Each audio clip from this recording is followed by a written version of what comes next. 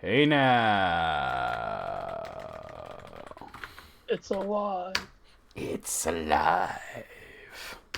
We are live. Welcome to the List Critics Remastered, or the pre-show to the show, where everything is pre-approved, Prepackaged. Like prepackaged. TSA pre-check, but for your stream.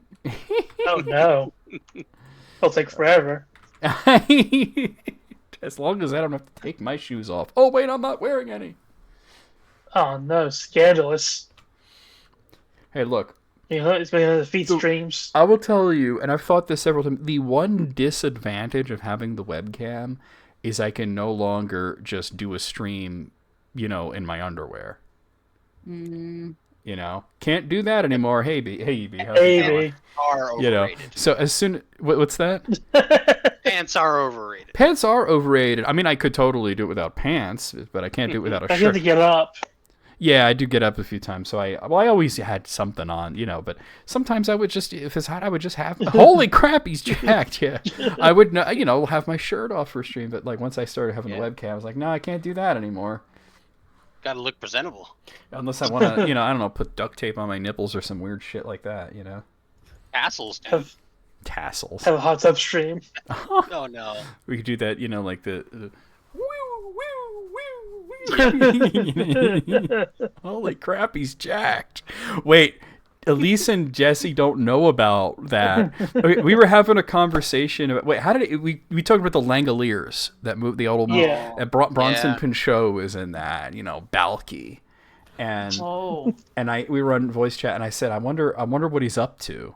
And no, holy crap, he's jacked. yeah, and well, first Alice is on I guess Wikipedia or something, saying well, he was in the new Beverly Hills Cop movie, and he does a lot of audiobooks, he's on 300 audiobooks, something like that. Wow. Yeah. And then I guess they go over to Google image search and type in Bronson Pinchot, and the first, well, for me it was the second picture. He's really muscular now. Yes. Oh. And you just hear Alice going, holy fuck, he's jacked. And it was it was out of nowhere. We had already kind of moved on to the next part of the conversation. And all of a sudden, Alice, holy fuck, he's jacked. Really loud and really the most surprise that you could hear in somebody's voice.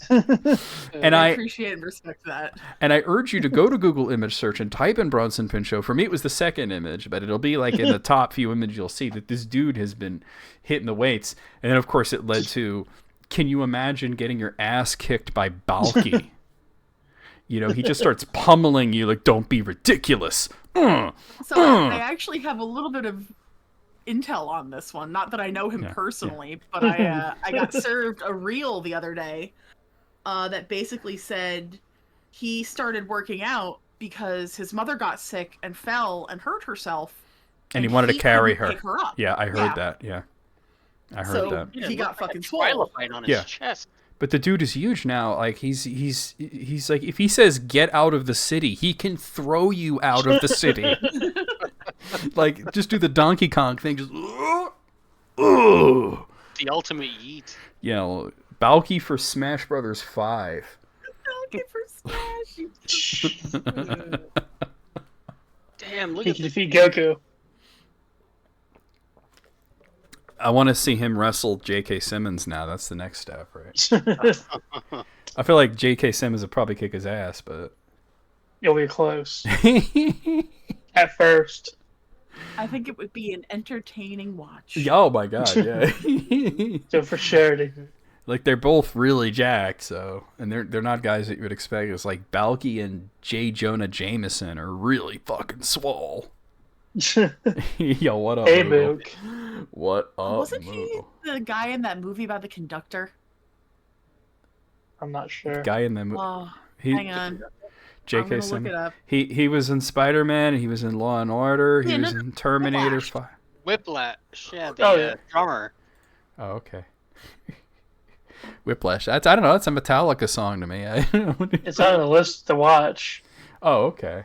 Yeah. It is quite popular amongst my my band compatriots. Oh, Put it okay. that way. Yeah. Indeed, Drumming diddly. and stuff. The people in the drum corps are simping for Whiplash, huh?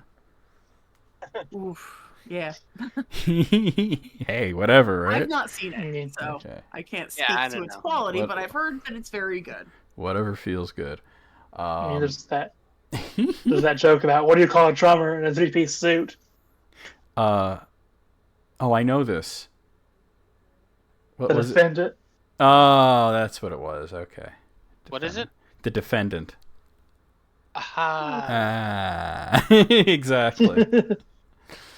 I remember I read that there's a lot of speaking of bands, there's a lot of conductor jokes out there. Yeah. Oh. Like a surprising amount of jokes about conductors. And the one that sticks with me were what's the difference between an orchestra and a bull? And the answer was that with the bull, the horns are in the front and the asshole's in the back. Aha.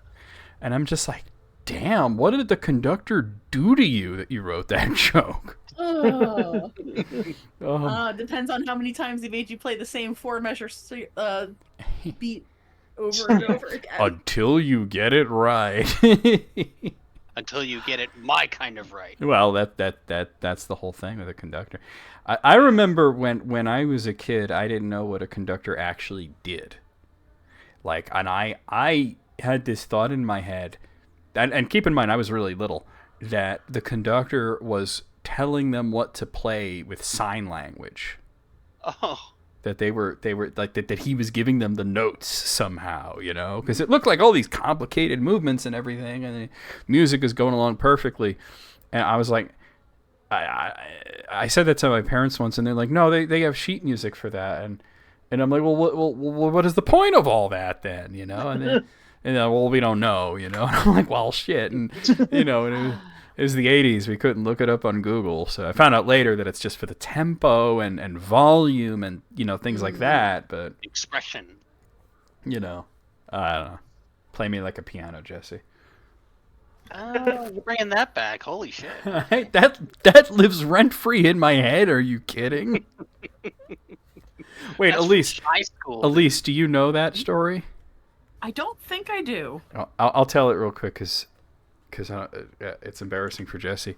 So Jesse went to a school, and you know, they were in the woods. I don't know why, but they were in the woods, and he snuck off with some girl to go and have a bit of a rendezvous in the woods, right? Mm-hmm.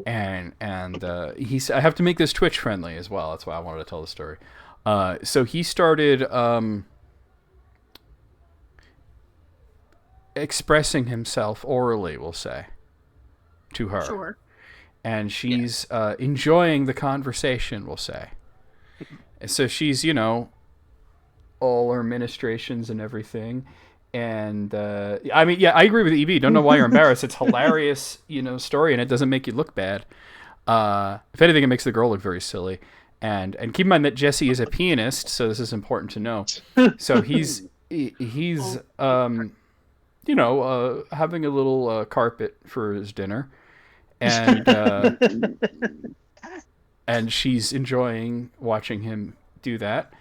And she says, "Oh, Jesse, play me like a piano," which is the most ridiculous thing that she possibly could have said, and it led to Jesse bursting out laughing, which I understand they got caught because of that.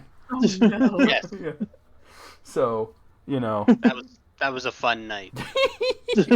Well, for a little while it was a fun night, right? Yeah. But then, of course, I went and told all my guy friends. Well, not all of them. The people I was rooming with. Yeah. Well, you had to brag about something, right? Yeah. But, I mean, it was a ridiculous thing to say. She could have just said. Yeah. She could have just said, "Continue." Or yeah. You know. Or just, "That's nice." You know, You know? People just really get in the fucking zone. Play me like a piano, though. Yeah, get in the zone, auto zone. Play me like a piano is wild. I don't care. You play me like a piano is wild. But no, EB is absolutely right. You shouldn't be embarrassed by the story. But every time you tell it, you're just like, oh, here we go. I wonder how she tells it. Here we go again. Yeah. Look, we all have. I wonder like how she tells it. Yeah. You should look her up. Well, she's had a very exciting life. Let's just say. Oh. Well, that don't matter. You just want to know how she. No, don't look her up. Look up her friends so that you can find out how she tells the story. Oh yeah, that's a good idea. You know. Alternate perspective. It'd be funny if she married a pianist, is what he said. Well, boy, do I have news for you. Or organist. Okay, we got it. You've been alluding to something. Let's just hear it. He did. So, wait. Say that again? She did. Oh, okay. Well, there you go. I mean, that was clearly her thing. Well, she did, but first she was with a lady, then she married a guy, then now she's back with another lady. So it's been a whirlwind. So she's this is from a distance though. From a distance. What are you, Bette Midler? So she's bisexual. So she's bisexual. Who cares? I guess she just has options, you know. Yeah. The world is her oyster. Yeah, well, or the world is her piano. Oh man. Well, you know, she was very. Yeah. We just watched that. We just watched Casablanca. She was very impressed with your finger technique. Indeed. All right, guys, let's get started. High notes. It's not like she hit the high notes. Right. Anyway, no, Jesse hit the high notes. He started laughing his ass off for that stupid shit she said. Yeah, why'd you have to ruin the moment, whatever your name is? Like, you didn't have to make it weird. All right, guys, let's get started. We're going to come on over here to the list. Critics Remastered. And, it's hold on, it's covering up the chat. Here we go. Okay, so I wanted to get like a Tumblr gets deep type of thing. I have mixed news here about that at Pleated Jeans. It appears that they've gone back to having like a regular, you know, like twice monthly update of Tumblr post collections. But they're calling it Tumblr After Dark. And it's a focus on dark whatever they think dark humor is. Now I don't know what they consider to be dark humor is. We're gonna try this out, and if it gets to be a little, because some people say dark humor and they just mean that they're being mean. Yeah. Or worse. Like it's not even funny. Yeah, exactly. They just you just don't get my sense of humor. It's dark. But then Pleated Jeans is a pretty funny site, so I'll trust that this is not going to be completely terrible. But let's see where they go with it on a provisional basis here. And I have a few more lists from Pleated Jeans too as well before we get to. Okay, so here's the first one.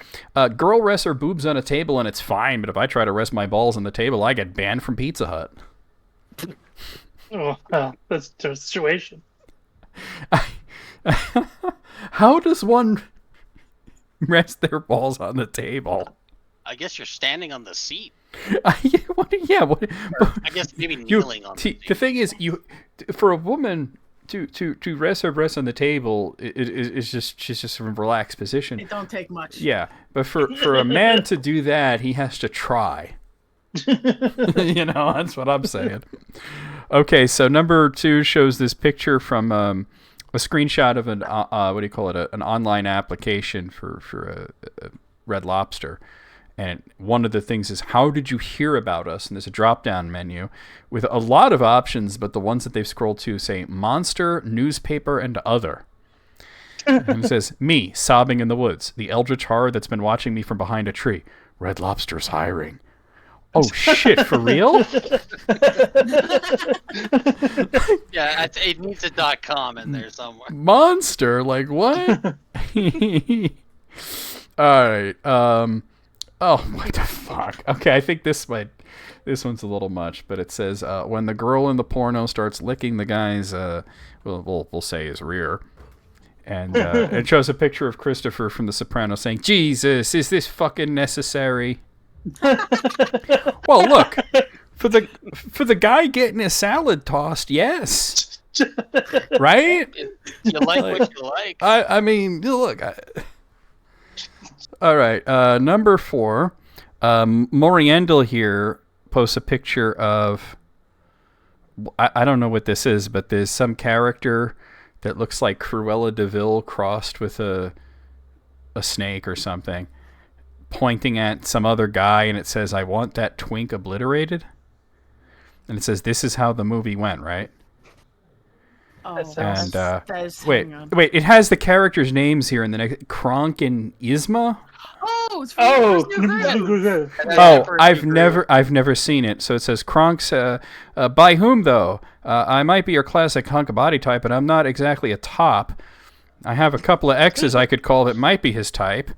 Do you want someone who would take him out for dinner first, or I want you to kill him? I like that. I didn't know where they were going. I didn't know where they were going at first, but I wound up liking it. Yeah. I'll show the movies. Okay. Oh, yeah, that movie rules. Number 5, and this is with several screenshot examples. This is, there are now at least 3 separate pieces of evidence that headlights are tits in the Cars universe. I saw that the other day. I mean, I saw one of these movies where the girl car flashes her headlights at him, and he's like, "Whoa," you know. Oh, but I guess there's other ones. So. I wonder how little kids would interpret that. Like, well, I guess they really like headlights. Well, that's the kind of thing that like a kid would just think is funny just because of the reactions and everything, but they don't really get it. It's like, this is for the poor adults that got dragged to see Cars 2, you know? All right, number 6. This is from Tummy Drummer. Me and my pirate girlfriend holding hands. Baby, your hands are so cold. That me hook.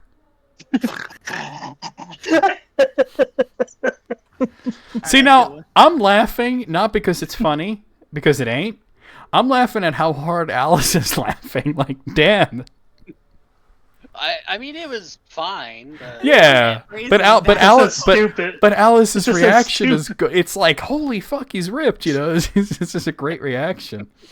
All right, number 7. Aziak says, remember, behind every robot that turns evil is an engineer who specifically installed red LEDs into the eyes just for this occasion. Yeah, red. I don't know. Red is danger. It's like that movie I, Robot, when the robots kind of go evil and their chest blue light thing turns red for a while. That had to be set up ahead of time. Yeah, exactly. Somebody thought that, hey, you know, just in case they decide, hey, let's enslave humanity, we'll install an early warning system so if you see a red robot, just stay the fuck away, right? Shoot it. Number 8, this is from Facts I Just Made Up. So I guess this would be an absolutely great one to follow if I had a Tumblr. Guillotines often backfire, leaving the victim's head even more strongly attached than it was before the attempt. I like that. That's amazing. And then Nonsense Hustler says, honestly, with the AI data mining, we need Facts I Just Made Up now more than ever. And then Facts I Just Made Up, befouling the collective consciousness since 2012. Wow, 2012. That's the good shit. So this one starts with tweets here, and look, I don't care what your name is, but if you're on Twitter and you've chosen to display your name as Lolita, you're going to get some very fucking strange DMs. Yes. So don't do it. So Lolita here says, how do ugly guys get such fine women? And then Rock Burgundy says, the more she laughs, the more time she spends with her eyes closed. It's science. Oh, boy. I mean, sure, why not? That ain't it, but sure, why not? Number 10, Bubin says, the villagers. Oh my god, get out of here. It's a dragon attack. He's burning down the whole village. Me noticing the dragon only has 2 hind legs instead of 4 legs. Actually, flames engulf me completely. I'm actually a dragon. Yeah. Not in the middle of the dragon attack, yeah. Gender Raccoon says, you deserve to be lit on fire. Dragon is I think they mean category, but they were category. A category word, wyverns are a type of dragon. And then Bubin replies, my jawbone slowly falls off my charred skeleton with good comedic timing. Well, if you're going to have like a Mortal Kombat fatality done to you, it might as well be funny, right? Yeah. Environmental storytelling. Oh, I saw this on Facebook. This sent me. This is very topical. Number 11. It shows a picture of an old picture, a very old picture of Biggie Smalls. And it says, fun fact, Biggie Smalls wasn't cockeyed. He just knew he had to keep one eye on Diddy at all times. I did see that one. That one was good. It was making the rounds after Diddy's arrest, and I was just, that's funny. Yeah. Number 12, Tarot Daddy 3 says, I don't want to make doctor's appointments and schedule a follow-up. I want to be coaxed gently into a crate and taken to the vet. And then Lazrina says, can I also get in on the part where the doctor patiently bears with me as I scream the entire time and then gives me some spray cheese and a tongue depressor? Sounds about right. Hey, look, whatever it takes, right? Been a while since I've been to the vet.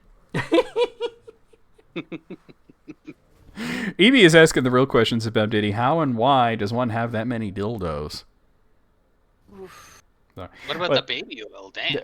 I saw a picture. You know that scene in Terminator 2 where he liquids himself through the bars of the cell and it replaced him with Diddy, and it's just Diddy's all lubed up, ready to escape from jail. Oh no. I'm Moogle. Number 13. Oh, it's that one that I just said. Diddy all lubed up and slipping through the bars on his cell. You gotta show us. I will show it to you. Hold on. Let me put it up on the other screen so I could do that. All right. Oh, it's below there. There it is. There it is. Wait, hold on. Hang on, I gotta see this. It got scrolled up. There we go. Oh. So I immediately recognized, like, oh, that's Terminator 2. Yep. Gets the gun caught. Oop. All right. Number 14. Vampire. What do you call the land that meets the sea? May I come in? What was that? What do you call the land that meets the sea? May I come in? Sure. You fool. Oh, no. I always found that lore of vampires to be kind of weird. They're just very polite. Or autistic. I believe that obviously it's the kind of thing I think is a lesson, like to not let strangers into your house. Like you tell your kids, the vampire has to be invited in. So while I'm gone, I'm at the store. Don't go inviting any people in here. They might be a fucking vampire. That might be where it came from. Number 15. So it shows. I've seen this before. This guy was on a bridge looking to jump off of it, and people held on to him, and then they were even like putting like zip ties and shit around him so that he couldn't jump off. And it says people holding on to man trying to commit suicide, and then somebody wrote, "No one should escape. We are all on this shitty earth together." It's like, look, if I have to stay here and deal with this crap, so do you. All right. No get out of Earth free card. Nobody gets out here alive. So number 16 shows this meme format where with Jennifer Lopez and Ben Affleck, where he's sort of whispering something in her ear, and then afterwards she looks upset, and he says, "I used to hide condoms in your CD album because nobody plays your music." Ooh. Oof. She is probably true. It is true that she is much more well known as an actress now. Yeah. Because unlike music, she can actually act. Yeah, sometimes. Well, look, of course it depends on the movie. She hasn't been in all the best movies, but she's usually good, even in the bad movies. Yeah. Number 17, Apnea Dave, the official Dave of Apnea, I guess. I don't know. Yeah.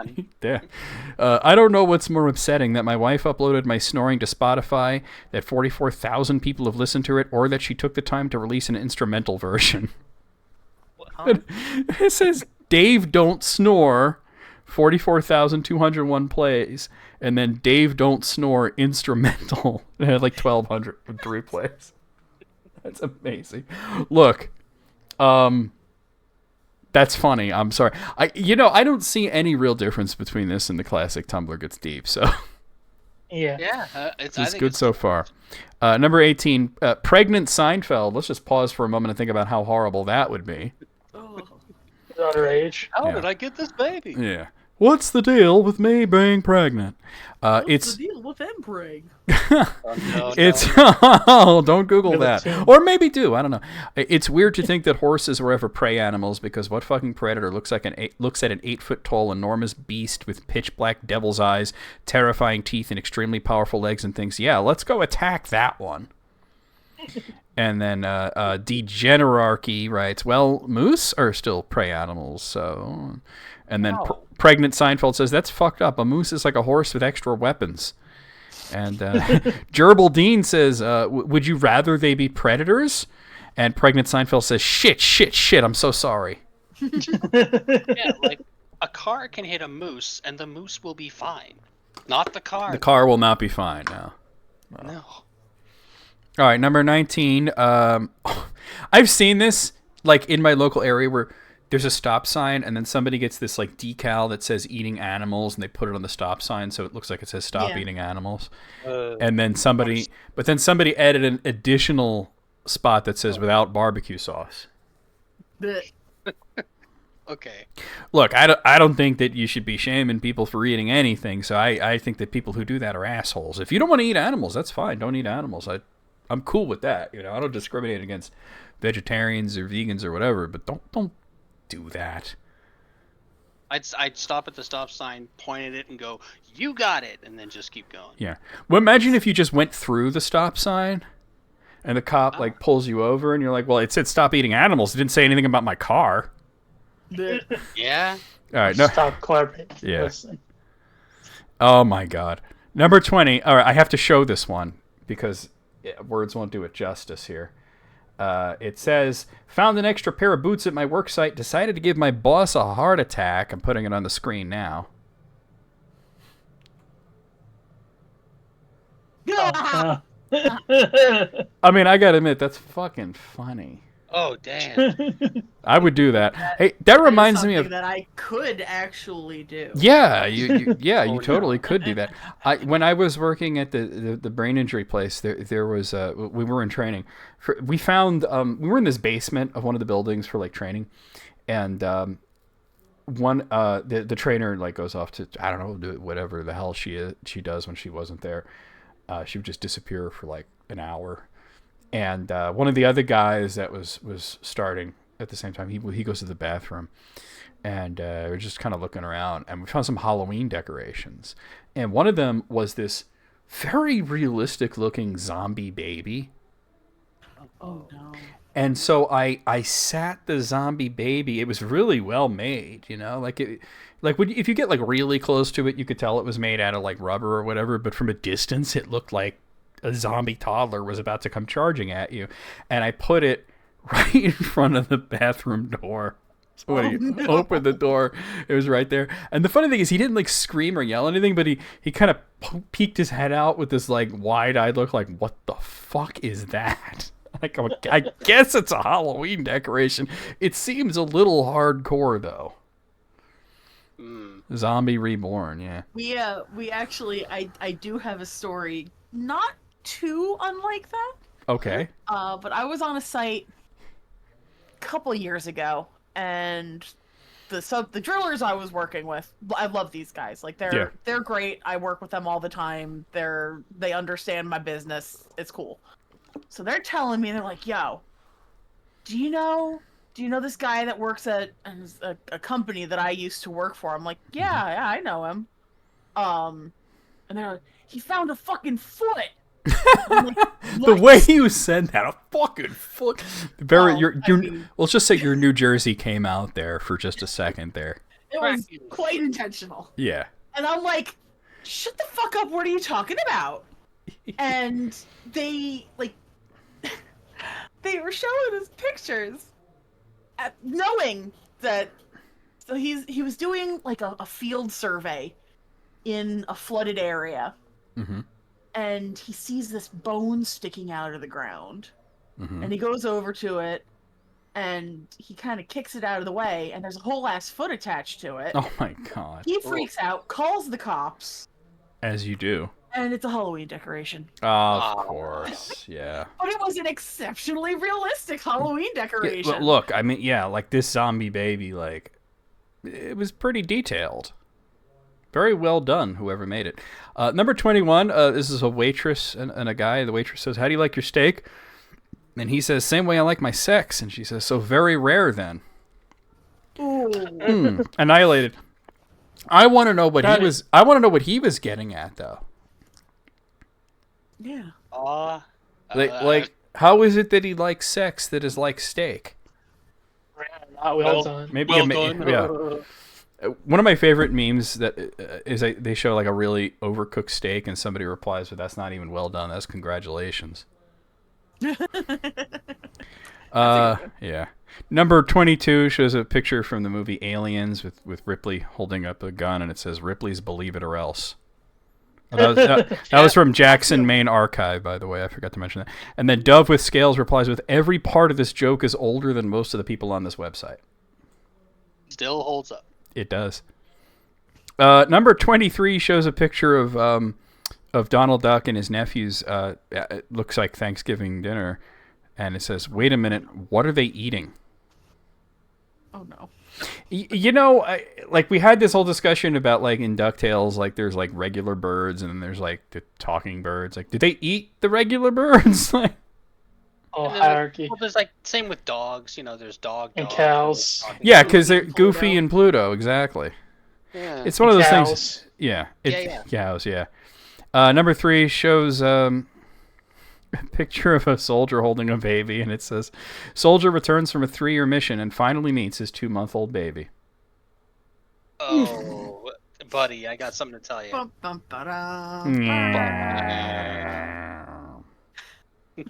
Yeah, I mean, like he points out, there's a scene in DuckTales where they're feeding ducks. It's like, well, what is going on? You know, the duck eating the duck's tail. Number 25, the Oro Quackerus.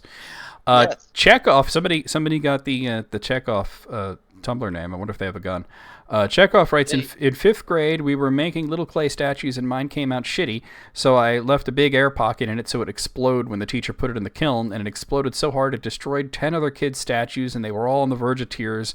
I thought it was really funny. I still do. And then Gallifrey and Demons writes, "So you basically planted a bomb." Yeah. A really, really old style bomb.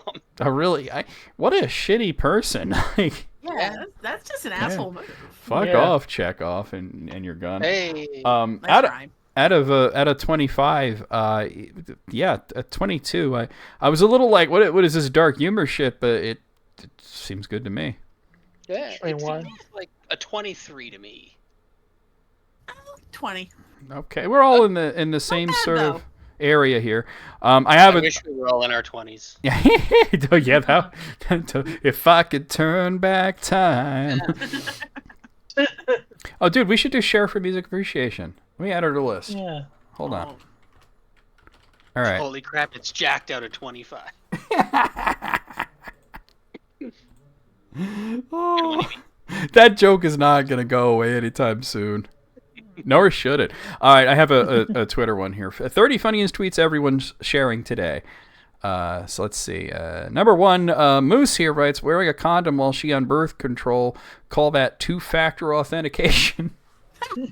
Okay. All right, we're off to a great start. That's clever. That's clever. Yes, it's modern, you know. Dan Douglas here shows a screenshot from Microsoft. Says, "Stay signed in. Do this to reduce the number of times you're asked to sign in." It says, "What is the most successful lie in history?" Oh, he's replying to that. I didn't notice that. So yeah, you'll be like, "Oh yes, I'll stay signed in," and 2 days later, it's like, "You need to log in again, bitch." But I did the thing. Yeah. You told me I did the thing. Number 3, Douglas Cheap here shows a screenshot of 2 tomatoes, and the stalks. It's still got the stalks, like it's connected to the branch there. It looks like a stick man running, but his shoes are tomatoes, and it says, "I just caught my tomatoes trying to sneak out." Number so close. Number 4, Sarah Kendall says, "Is there a name for the time between 4 a.m. and 7 a.m. where you wake up for a wee and start thinking about how you don't like it when Tom Hiddleston dances, and then you end up worrying about the end of democracy and that no one likes you, and then you doze for 30 minutes? What's that called?" I think that's called modern life. Yeah, it's just how it is. Yeah. You just do be like that sometimes. That's what it's called right there. It's called It Do Be Like That Sometimes. It do And be like that it be. Yeah. It do be like that. Eh? Yeah. Number 5, low yield Lucy. That's a funny one. Says, "Okay, so I clicked a phishing email, and now I'm in trouble for what? Being too trusting, too unconditionally loving, too open to the universe's surprises." Yes. Yeah. I mean, you're not in trouble. Your computer might be. You might be in the future. Your credit card details might be in trouble. I actually, I was. This was this weekend. I was watching the Lord of the Rings, and so I wasn't at the computer.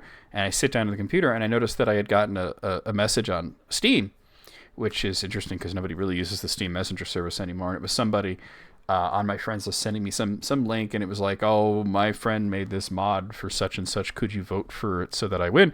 And then like an hour later, the next message was already there, but I hadn't been at the computer for a while. It was like, "Nah, don't click that. I got hacked."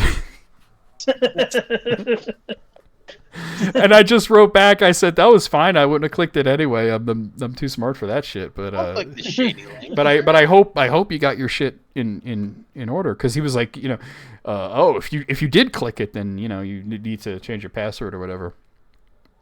All right, number 6 here. Wolfie writes, "Best gender moment of the day is my professor normally calls on students by pointing at them and saying lady or gentleman. When he got to me, his face spasmed in confusion, and then he said, 'You.'" Fair enough. Look, I mean, if you were looking for gender neutral greetings, you could say, "Greetings, mortals." Person. "You fools." Fools. You know? Underling. Underlings is a good one, yeah. Minion. Yeah. Number 7, well, I guess that movie ruined the minion word, huh? Number 7, Bonchi here. Well, Fools. let me start at the bottom here because it's a reply. The New York Post writes, Nancy Pelosi's husband sold more than $500,000 worth of Visa stock just weeks before the Department of Justice's antitrust lawsuit. And then Bonchi writes, "Just incredible how good these two are at trading stocks. Truly a gift." I guess the allegation here is insider trading. Yeah. I don't know. I don't know. And I don't care. Yeah. Shrug. Number 8, Bobby here says, "AI is coming for your jobs. I'd like to see AI send 5 emails a day and check their fantasy football lineups on and off for 8 hours. Real work. Damn. The AI come into the water cooler and talking is going to be weird. You starts like doing that weird recursive thing where it gets in a loop, right? Mhm. Yeah. What up, Wayne? AI is coming all over our faces and our chests. Number 9, PK says, "Just witnessed my boss applying for jobs on LinkedIn. I'm cooked." Oof. Fast and you leave. There's a few different scenarios that could play out there, and they're all bad. Different orders of that. Yeah. Number 10, Crumblet says, "I'm going to pee myself laughing. I just witnessed the funniest interaction ever. Some dude complimented my mom's hair, and she turned and stared at him like this without saying anything until he started laughing." And it's that, I just got to show it. It's an emote that, just imagine somebody looking at you like this after you said that, their hair's nice. And just doing that until you laugh. Oh no. The longer you look at it, the funnier it is. That's a good one. Yeah. A soul size. Number 11, Emo Normie says, "Not jacking off, but jacking through. Jacking beyond." So long of it sequel. All right. Number 12. So this person chose their Twitter name to be Pushing the Gay Agenda, which just, full marks, A+. "I hate it when people be like, 'I already told you this. Okay, baby, this brand a little traumatized and I smoke weed. Can you tell me again?'" It's like EB says, "But I've slept since then." Things For get real. jumbled up, Yeah. Number 13, Corey here says, "Cop, where are you headed?" "Me, Chuck E. Cheese, gonna fight the rat." Cop handing me his gun. Good luck. That is so weird. Yeah, where does that spawn from? Like, man. I guess there's a lot of hatred for Chuck E. Cheese. I don't.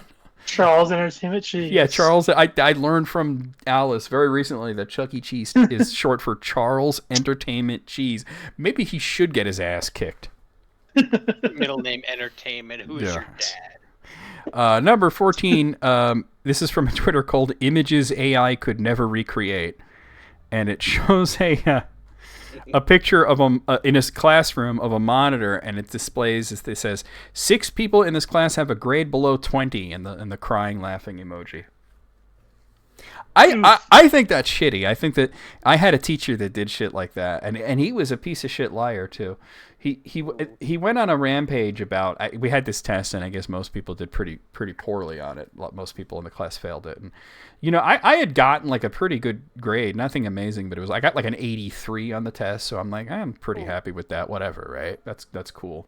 That's a solid B, right? And he's going on about how we're the dumbest class ever, and everybody sucks, and everybody's stupid, and we should do better, and all this stuff, right?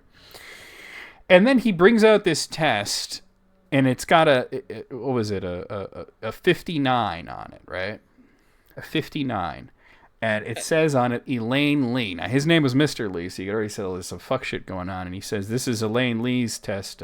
Elaine Lee is not in this class. Elaine Lee is my 9-year-old daughter. I was grading the test, and she has to take it. She did not do very well because she's not in this class, and she's 9 years old, but she still got a higher grade than most of you. And I'm just like, damn, you didn't have to, like, murder a bunch of children like that, basically. Turns out he's a piece of shit liar. He didn't have a kid. He's not married. It was all bullshit. He fucking wrote that. Yeah, I was gonna say made that shit up. He made it up completely. There's no rules. I found out like the next year because I had this other teacher, Mrs. Stromboli, who was a pretty cool dude, and I was talking to him, and he I found out he was friends with Mr. Lee, and I'm like, man, that guy's a piece of shit. And he's like, oh man, how could you say that? He's cool. And I'm like, no, he's not cool. He just thinks he's cool. I said the line that I always say about this guy. He kind of looked like, if you want a visual of what he looked like, he looks like Jimi Hendrix. And I said, he thinks because if he looks like Jimi Hendrix, that makes him as cool as Jimi Hendrix. He's wrong, Query, yeah, that's the same teacher from the Query story. But anyway, he's like, why do you dislike him so much? So I told him that story, and he's going to be really confused. He's like, he doesn't have any kids. And I'm like, are you sure? And he's like, I'm very sure that he does not have any kids. And I said, because he's always telling stories about his wife and kids. And he's like, he's not married. And I'm like, oh my God, because he always tells stories about his family. And it was all bullshit. We got catfished by our teacher. I Jesus. fucking hate that. I don't know, man. At some point back there, you said Stromboli, and I started thinking about Strombolis and how yummy they are. They are delicious, yeah. But his name was literally Mrs. Stromboli. Cool dude. Number 15. It shows a text. Okay, this guy Scott. It shows a screenshot of his phone and a text alert coming through from Piss Girl, and it says, "Is my name still Piss Girl in your phone?" I don't know how to tell you this, but oh man. Can you tell me this girl? Number 6. I want to know what incident came to pass that he put her in his phone as Piss Girl. Number 16, female Dennis Reynolds writes, me at the job I begged God for, and it just was this very unhappy looking man. Aww. Yeah. That's the way it be. Number 17, Wet Dog here says, checking my bank account to see how ethical I want to be with my egg purchase. What? I don't get it. Yeah. Elise gets it. Maybe Elise can illuminate us on. More ethical eggs are more expensive. Oh, I see. Like, Okay. you want to get like the super organic, hand-picked kind of nonsense. You're gonna pay a premium for it. But even But if it's eggs are expensive now. Yeah, well, it's McDonald's getting a on little the better. menu days, then maybe not so much. Yeah, I gotcha. Number 18 starts with a reply to Zareth Anarchy's Ghost, who wrote, "Homeschoolers consistently outperform public school kids in every subject." And then I Love the Universe replies with, "I remember meeting my first homeschool kids in college. How can you do this to your kids?" Oof. The homeschool kids are always a bit off. Because they should be illegal. they weren't around kids. They weren't socialized. No, Very yeah. isolating. Different environment. Exactly. Number 19, this starts with somebody named Simone B. Bees, who says, "Once I found out you could ride a jet ski from Miami to Bimini, Bahamas in 3 hours, I've been even more unimpressed with cruises."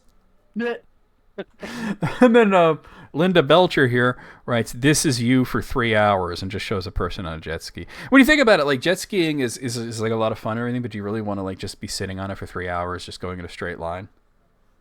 Yeah, like People after the wouldn't first mind. hour, you're like, okay. Yeah, yeah. After a while, you're like, this is enough, right? Oh my god, I love this person's name, Hunter SPX Thompson. All right, my old roommate, who is extremely offline, found out that I have a Twitter with a few thousand followers and now just texts me when he thinks his thoughts are worthy of going viral. And it shows a screenshot of the text. "Curious to see how much money Sprite lost once they changed their bottle from green to clear. Tweet that." Tweet that. Just the command. Bro. Tweet that. That would have been huge in like the first 6 months of Twitter.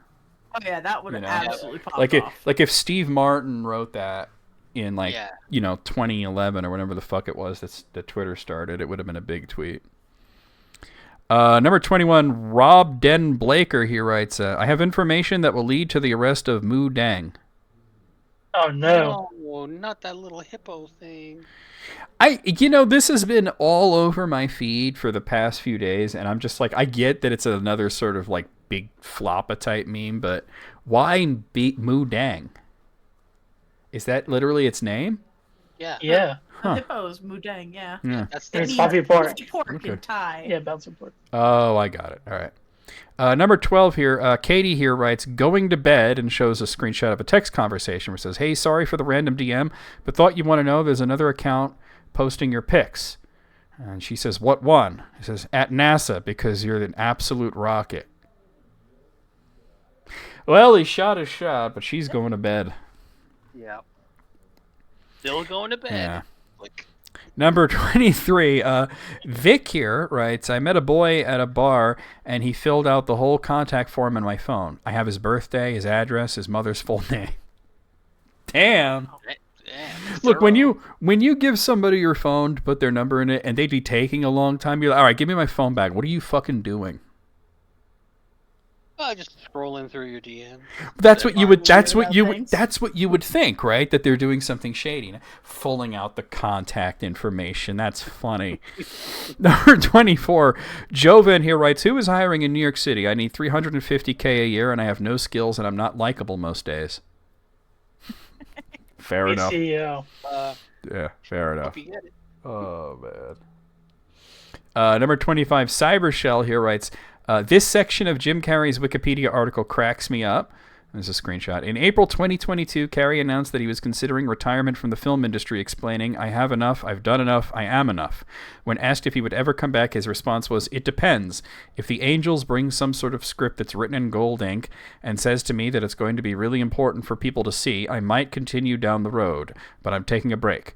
In February 2024, it was announced that Carrey would reprise his role as Dr. Robotnik in Sonic the Hedgehog 3. A friend of mine sent me this one this morning. I was waiting for that to happen. Like, is that really like is the third one a charm? Look, Doubtful.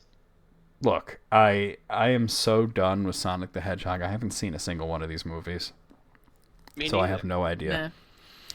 Numbers 26, Roxy Demento writes, "Being a latchkey kid was sad, but kids who had a parent home to greet them never got to live in that lawless 2 hours where you could eat something weird and you and your brother could hit each other." Bro, we got up to so much fuck shit. Yeah. Me and my sister probably broke some laws.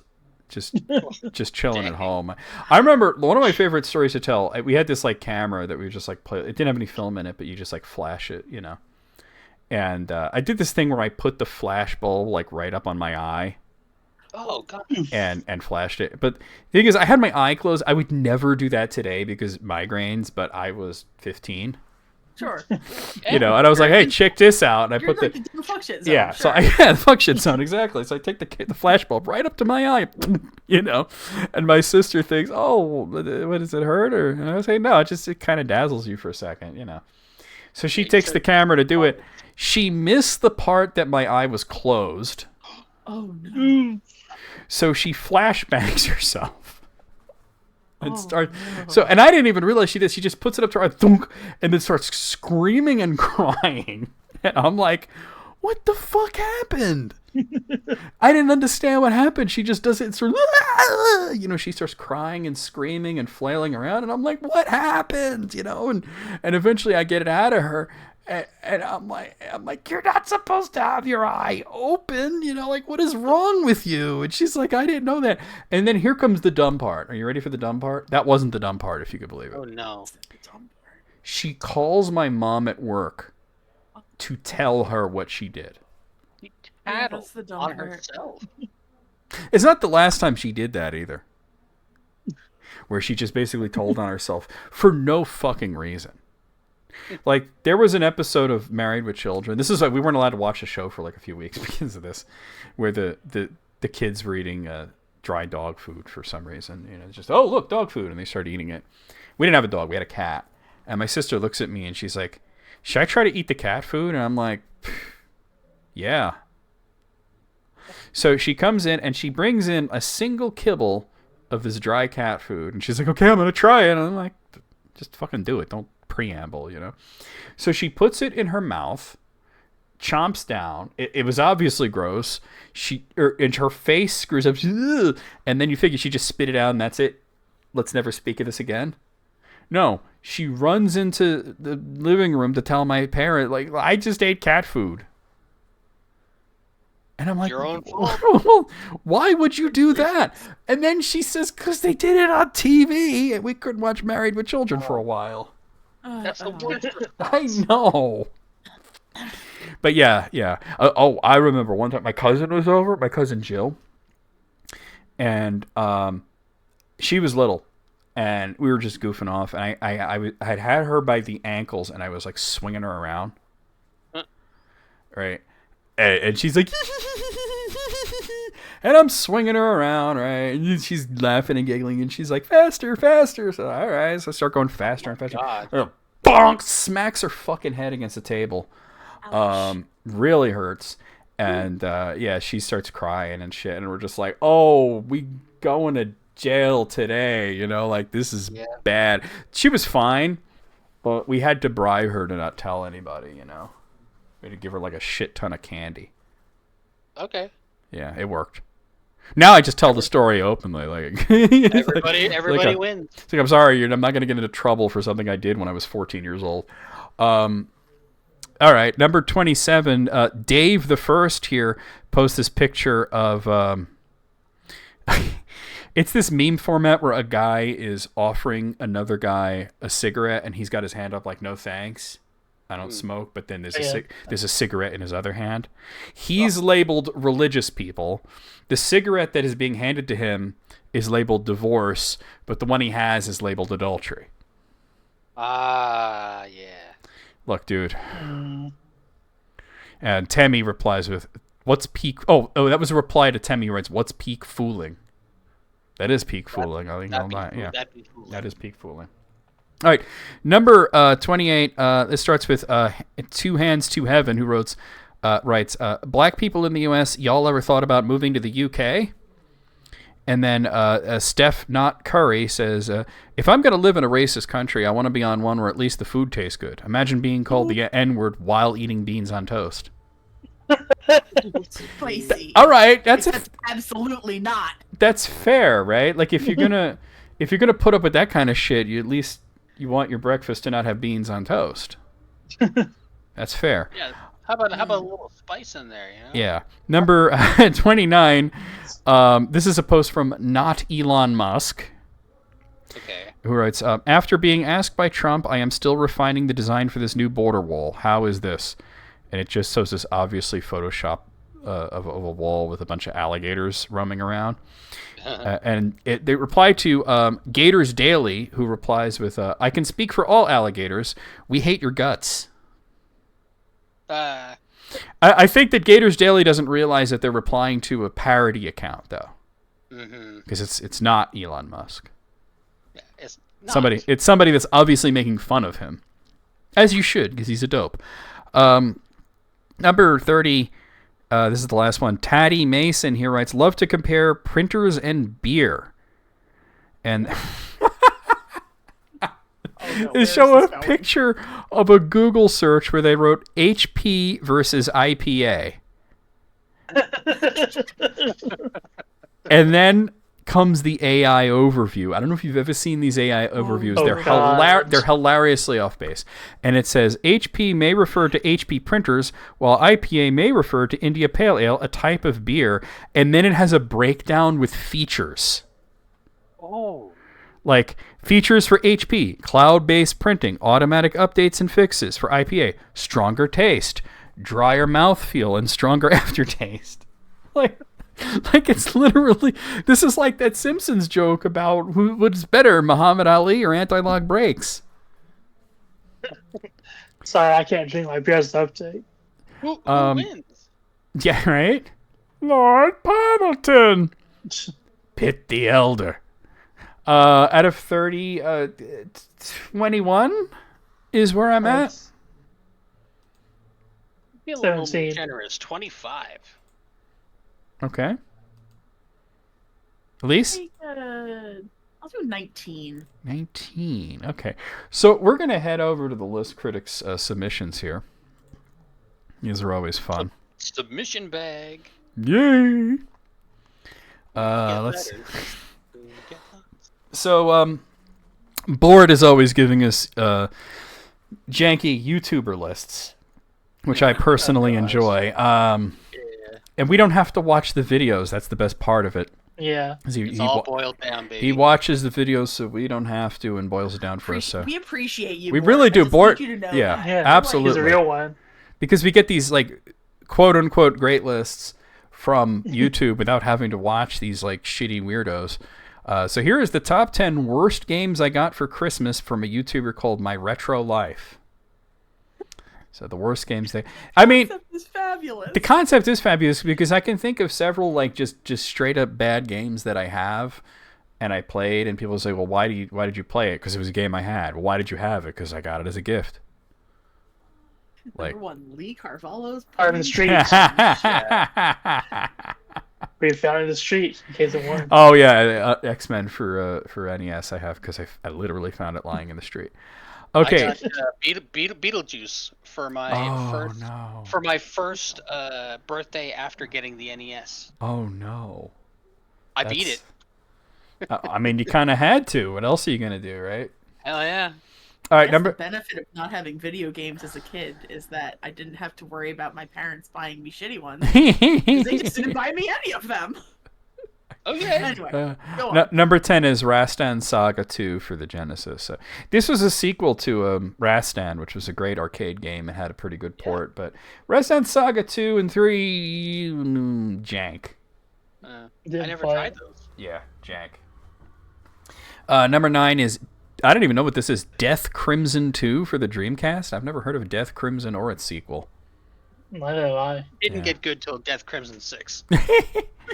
Number 8 is 8 Eyes for the NES. I actually like this game. I used to not like it. The thing about 8 Eyes that's weird is you see it visually and your brain goes to, this is Castlevania. Because that's exactly what it looks like. It's got the stairs and the blocks and everything. It looks like a Castlevania game. And if you play it like it's Castlevania, you will have an absolutely terrible time. Yeah. How do you play it? You play it like it's Mega Man. You have to pick the right stage and get the boss weapon and then use it at the weakness on the next guy. You know what I mean?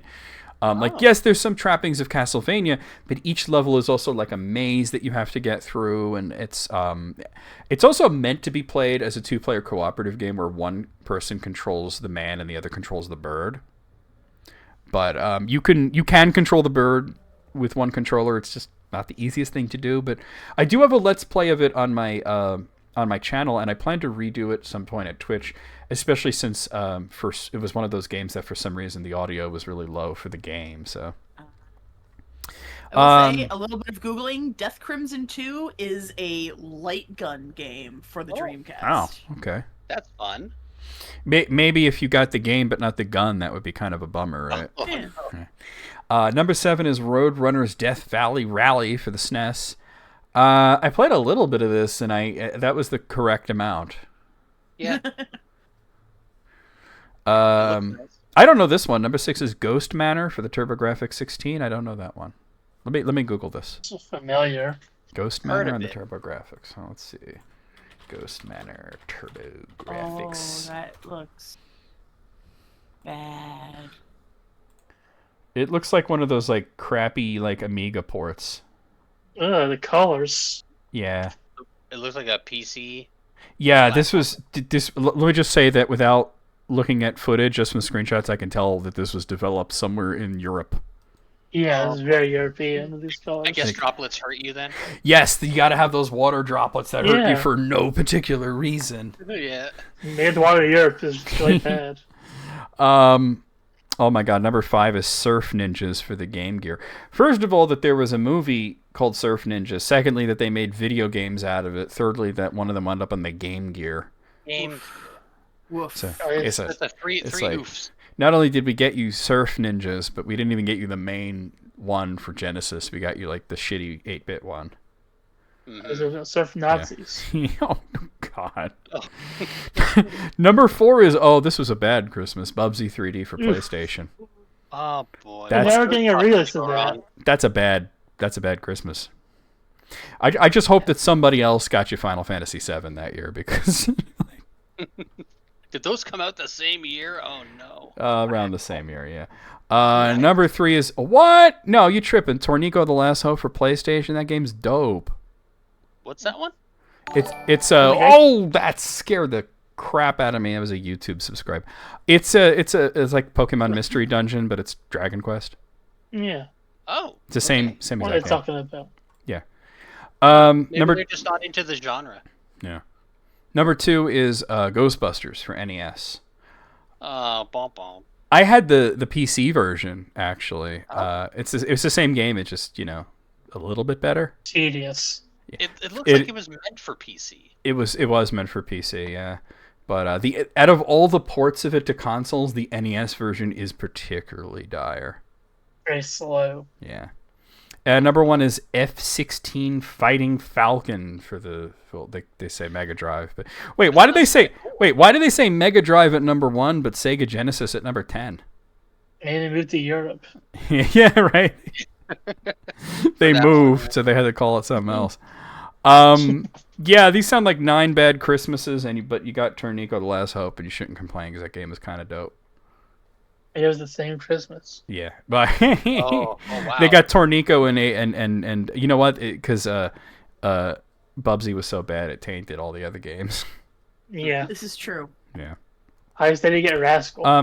Oh God, Rascal. Well, that was a few years later, but still.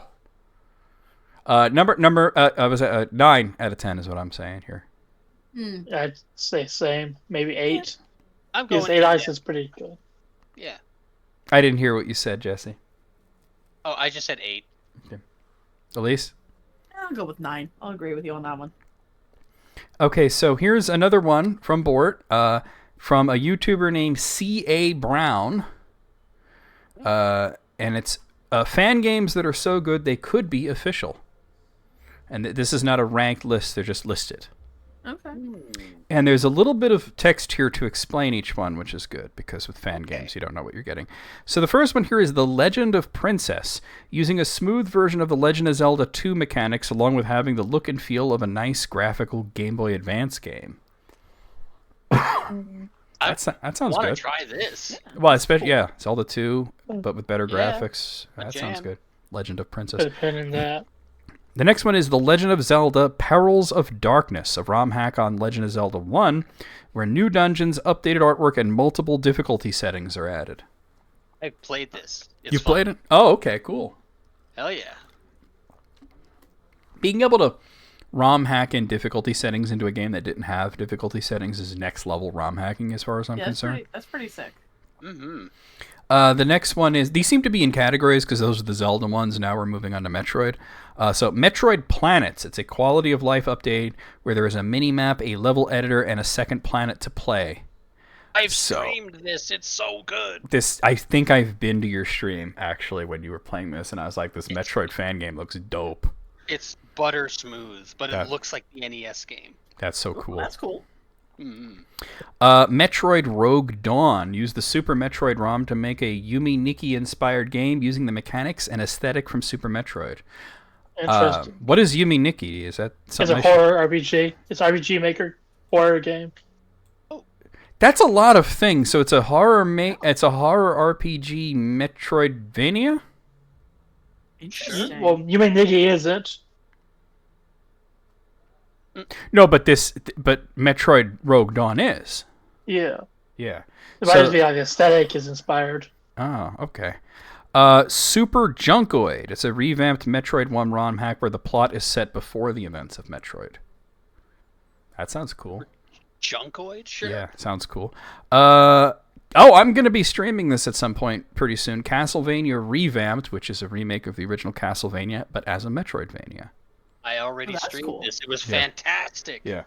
I'm putting it, because I'm doing the Castlevania series all the way through. We're in Order of Ecclesia, and I decided, originally I was going to do Bloodstained games at the end of it, and then I got pissed off about that, and I decided I didn't want to do that. And it's a long story. So I'll tell you after. So I was really pissed off at 505 Games and Fangaler Manworm, so I said, fuck Bloodstained, they can kiss my ass. And I started looking for Castlevania fan games to put in their place, and one of them was, well, really just the one, Castlevania Revamped. I saw it, and I was like, oh, this is dope. This is cool. I got to do this. Yes. And then all the stuff that happened that pissed me off was ended. So now we're doing both. I'll do Bloodstained and I'll do that. And then a new Castlevania game came out. So Yay. you know. Haunted Castle remake or whatever. Haunted Castle Revisited. It's in the Dominus collection. I picked up the Dominus collection pretty much day one. It's the 3DS games, but you also get Haunted Castle and a remake of Haunted Castle. Thank goodness you get a remake. Yeah. I think Mr. Explosion's been playing through those. I mean, they're all three of them are really good, and the new game looks dope. Because Haunted Castle was a great idea, it just wasn't a great game. But the remake, I saw some people on YouTube playing it, and they said it's really good. So there's that too. So like a legitimate new, and it's from the same people who made Castlevania: The Adventure Rebirth for the Wii, which was really good and definitely needs another release. Yes, please. Next up in here is Castlevania Simon's Destiny, built from GZ Doom. It's an FPS boomer shooter Castlevania game similar to Blood. Not only have I played this, but the developer's a friend of mine, so. Well. Yeah. I played a beta version on stream like years ago. Has it come along, I guess? Yes, it's been updated consistently. Next one is called Silver Knights Crusaders. It's an arcade-style Castlevania game based on Symphony of the Night and Rondo of Blood. Interesting. That sounds good. Interesting. By the way, free Symphony of the Night, free Rondo of Blood, please. Can we free those games? Yeah. Symphony of the Night got a re-release recently for mobile. What? Huh? Yeah. So I'm just like, okay, could we get it for Xbox, Switch, and PC?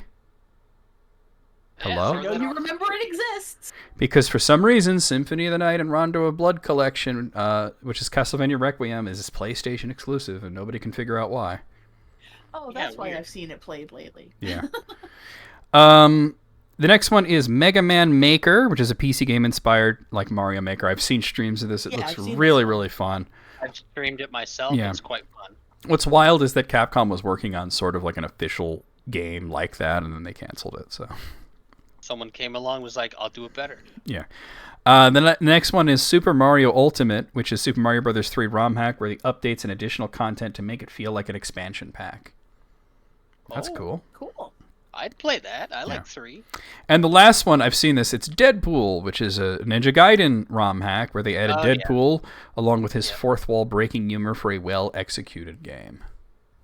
I mean, it's got cutscenes, so it can lend itself to that. Yeah, I think I've seen Cheese Bowl play this. Yeah, it looks dope. That was all of them. I would have liked to have seen some more like random ones like those last two. You know, not because it was like a lot of Castlevania, Metroid, Zelda. But I guess everybody who makes ROM hacks wants to make a Castlevania or a Metroid or a Zelda, right? Or Mega Man. A minus. I'm giving it an A, straight up A. A. Solid A. Not worth an A plus, but definitely an A. Full marks. B plus. Yeah. Because I'll put it this way: they all sound like they are working, playable, and interesting concepts. And I mean, if you're our age and you remember when ROM hacks first started, like you do, like, oh, not only can you play, old Nintendo games on your PC, but you can play like fucked up versions of them, and you're like, oh, what do they got? And they're like, well, here's Mario, but he's racist. Or naked. Yeah. Or naked all right. Well, I'm not really into that. What else you got? Well, here's one where he's got a boner. So it's like that, So there were thousands of hacks like that, very few that are good. Here's one from somebody on the Twitter. I can't even get it right. The Discord with the interesting name of Shirley Temple killed JFK. No, it's EB. EB wrote a list, the final songs of departed artists. Oh dear. So, the first one here is Mother Love by Queen. Of course, Queen aren't all departed, but Freddie Mercury not actually completed, so These Are the Days of Our Lives is often cited as his last. Well, the interesting thing about it is These Are the Days of Our Lives was on the Innuendo album, so like any one of those songs could have been the last one that he wrote or performed, but I know that the music video for These Are the Days of Our Lives was shot about a half hour before he died. Oh, get out of here. Yeah. I didn't know that. Yeah, he that's why if you've ever seen the music video, he looks really sick. And they basically said to him, are you going to be able to do this? Can you sing the song? And he took a swig of vodka and he said, honey, I can sing anything. And he did it. Right. He did it. And then he went into his trailer and he died. Crazy. Yeah. Hurt by Johnny Cash. Once Oh, again, it was the last music video he did. There have been some posthumous albums since then, though. Yeah. Of course. So I don't know if those could have been recorded earlier too. So I don't know, like really, it was definitely the last music video he did. That's for sure because it came out, got a little bit of airtime, and then he died. Yeah. All Apologies by Nirvana. I know for a fact this is the last song they performed with Kurt alive because it was MTV Unplugged. It was the last song they did, and it was like a few months later. Yeah. I'm Not Gonna Miss You by Glenn Campbell. I don't really know much about this song. The big band? Yeah, I don't know much about the song. Oh no, you're thinking of Glenn Miller. Is what you're thinking? Yeah, Glenn Miller. Yeah. Glenn Campbell's a country western singer. Yeah. Mercedes-Benz by Janis Joplin. Yes, this was 100%. This was her last performance. Yeah. Oh boy. It was also a cappella, which is interesting. Got the voice for it. Yeah. Belly Button Window by Jimi Hendrix. He had some wild song titles. Belly Button Window? What? Damn. There's still stuff unreleased from him. Yeah. I bet it makes sense to him. I'm sure this, yeah. He just had some wild song titles, though. Lazarus by David Bowie. Ooh. Yeah. That was a rough year for musicians, wasn't it? Ugh. It was. I feel like we were just talking about that. We were just talking about that, yeah.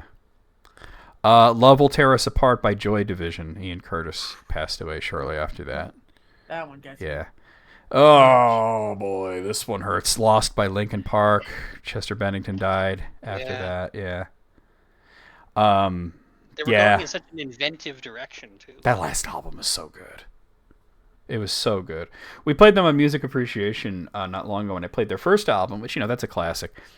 And then I played the most recent, the last one, and everybody was like, "Damn," you know what I mean? But now they're back. Yeah. New And singer. now they're back. People were really trying to cancel the new singer. They tried hard. They tried hard. Just let them see how she does. You know. Well, nobody's like attacking her singing because we've heard her sing. It's they were saying, well, first she was a Scientologist, and the thing was that she defended Danny Masterson, which is not a good look. What I had heard. Not a good look. But she said that, like, hey, you know, she didn't really know what was going on. She was doing what the Church of Scientology told her to do, and that she completely regrets it, and he's a piece of shit, and you know, that's all there is to it. So, all right, so water under the bridge. We've all done things that we regret, you know. It just seems that people were just they wanted to find something with her, you know. Yep. Body and Soul by Amy Winehouse. What a tragic loss that was, too, because she's so talented. 27 Club. Yeah. Celebrate by Whitney Houston. Oh. I remember when I heard that she died, I was like, really? That's, you know, it seemed like it was out of nowhere, and then I didn't really know about all her troubles, you know. Such shitty about it. Yeah. Yeah. Rock the Boat by Aaliyah. That's another one. Tragic. That's a fucking tragedy. Yeah. Yep. And then the last one is Best of Joy by Michael Jackson.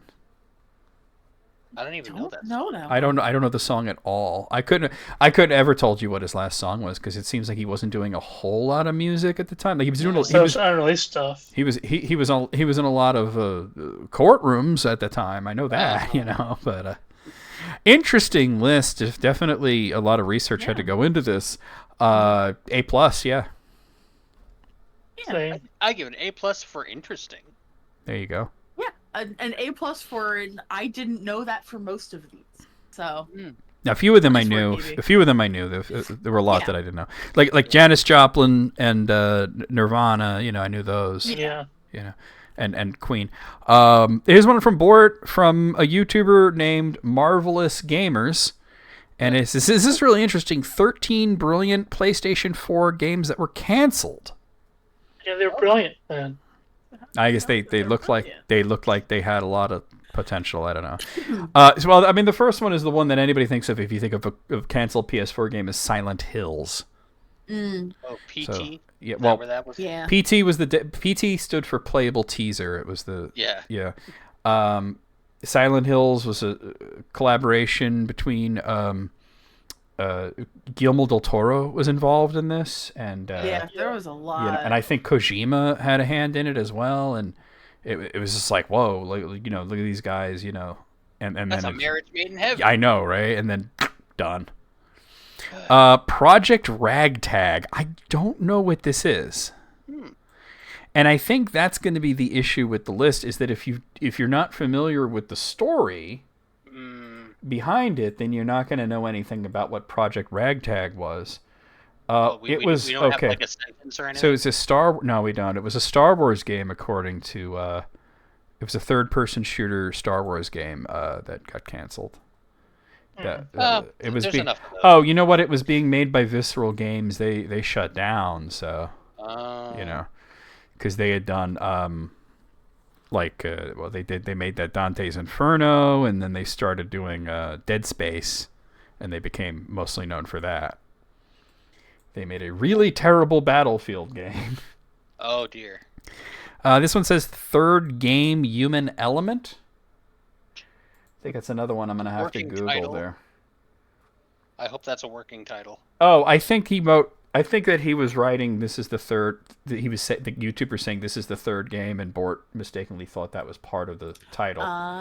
It's just called Human Element, and let's see. It was an online multiplayer game made by a developer called Robotoki, and the studio closed, and that was it for the game. It was going to be an FPS game. More like human excrement. Oh, Legacy of Kain: Dead Son got canceled. Oh, they were going to continue that. Yeah, that hurts. Although I know y'all saw about Soul Reaver 1 and 2 Remastered. Yeah, that helps a little. But... which is dope and all that, but I'm hoping that means we can get a Blood Omen remaster. Or a new game. Yeah.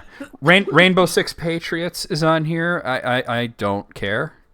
more Rainbow Six. Yeah, Hooray! they made way too many Tom Clancy games. Like, could we just reduce the amount? The amount of Tom Clancy games is too damn high. Here's a pretty famous one, though. Star Wars 1313. Yeah. Yeah, Some- it's dark and edgy. Wasn't there Yeah. like a slew of games at that time that were shut down? There were a whole bunch of them that were... Yeah, when Yeah. Disney bought Star Wars. What a name on this one. This one's called Whore of the Orient. Oh, I know that one. It's gonna be a sequel to L.A. Noire. Orient. Okay, so... Yeah, I know that L.A. Noire didn't sell as well as they were hoping for, but they were going to call it Whore of the Orient? Well, they got a classic noir style. Yeah. Bold. This is like a take on Lady from Shanghai. Apparently there was going to be a PS4 game called EverQuest Next. No. No. No. No. No. No.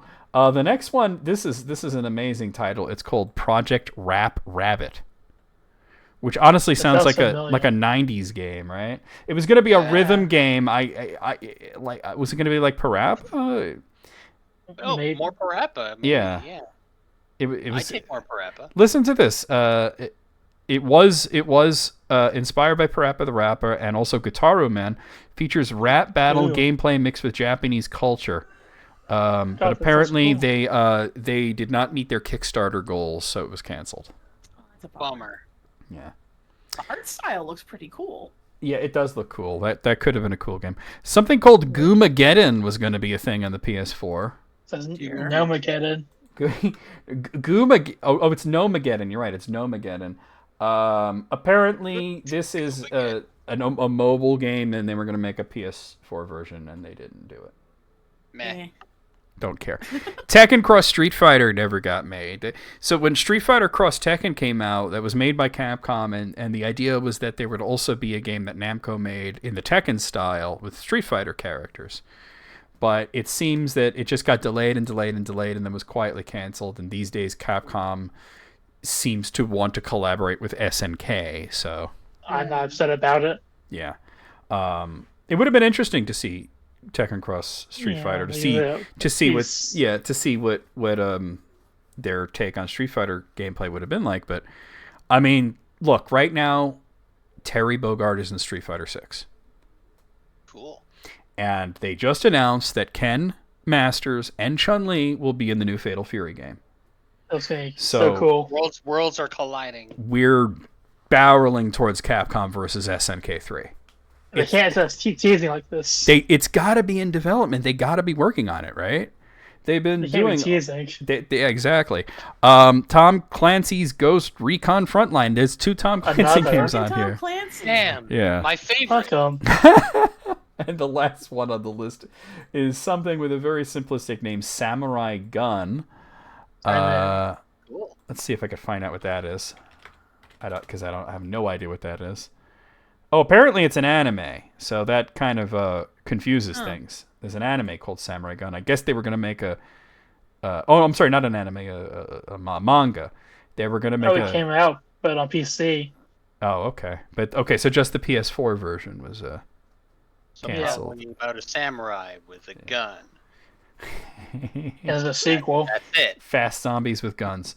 Yeah, interesting list. Few of these, I had to look up a few of these. I'm like, who cares? And a few of these, I'm like, nah, we needed that. I wanted the Rap Rabbit game. Yeah. I want- fun. I'm giving this and- Project Rap Rabbit out Yeah. of 15. A Legacy of Cain Den's Son out of, there was actually only 13, but yeah. Or the I Orient. guess. Or the Yeah. I'll give it a 9 out of 13. Okay, well, there's no slew of lists from Bort that would not be that would be complete if it did not include one list from Totally Tubular Jonathan. This guy. This fucking guy. It's fucking bad. And here's his list of the most overrated They're games. never really that bad. They're never Yeah. really that good. But just that's the thing, though. mediocre. Yeah, they're so aggressively mid that it would be better if they were terrible. But Yeah. here's what he thinks the most overrated games are. Let's see what this guy looks like. Overrated. I looked him on once, and he looks like plain Jello. Of course. He looks like his he goes to Baskin Robbins and orders vanilla. At least he doesn't look like shit. No, absolutely not. Okay. Okay, GoldenEye is the first thing on here. I would somewhat agree that GoldenEye is somewhat overhyped. It is heralded more than it ought to be. Yeah, I would agree. It's not a bad game by any means, but it is overrated. It's one of those you had to be there in the moment for those times where you not only are you playing on this little CRT, but it's split into 4 little boxes, and you know what I mean. Somehow this was acceptable to us. Flappers only. WT, how's it going? Now you're a GoldenEye speedrun. Oh, there you go. I mean, but like it is great. It's just not like the be all and end all of FPS games. I know what I said.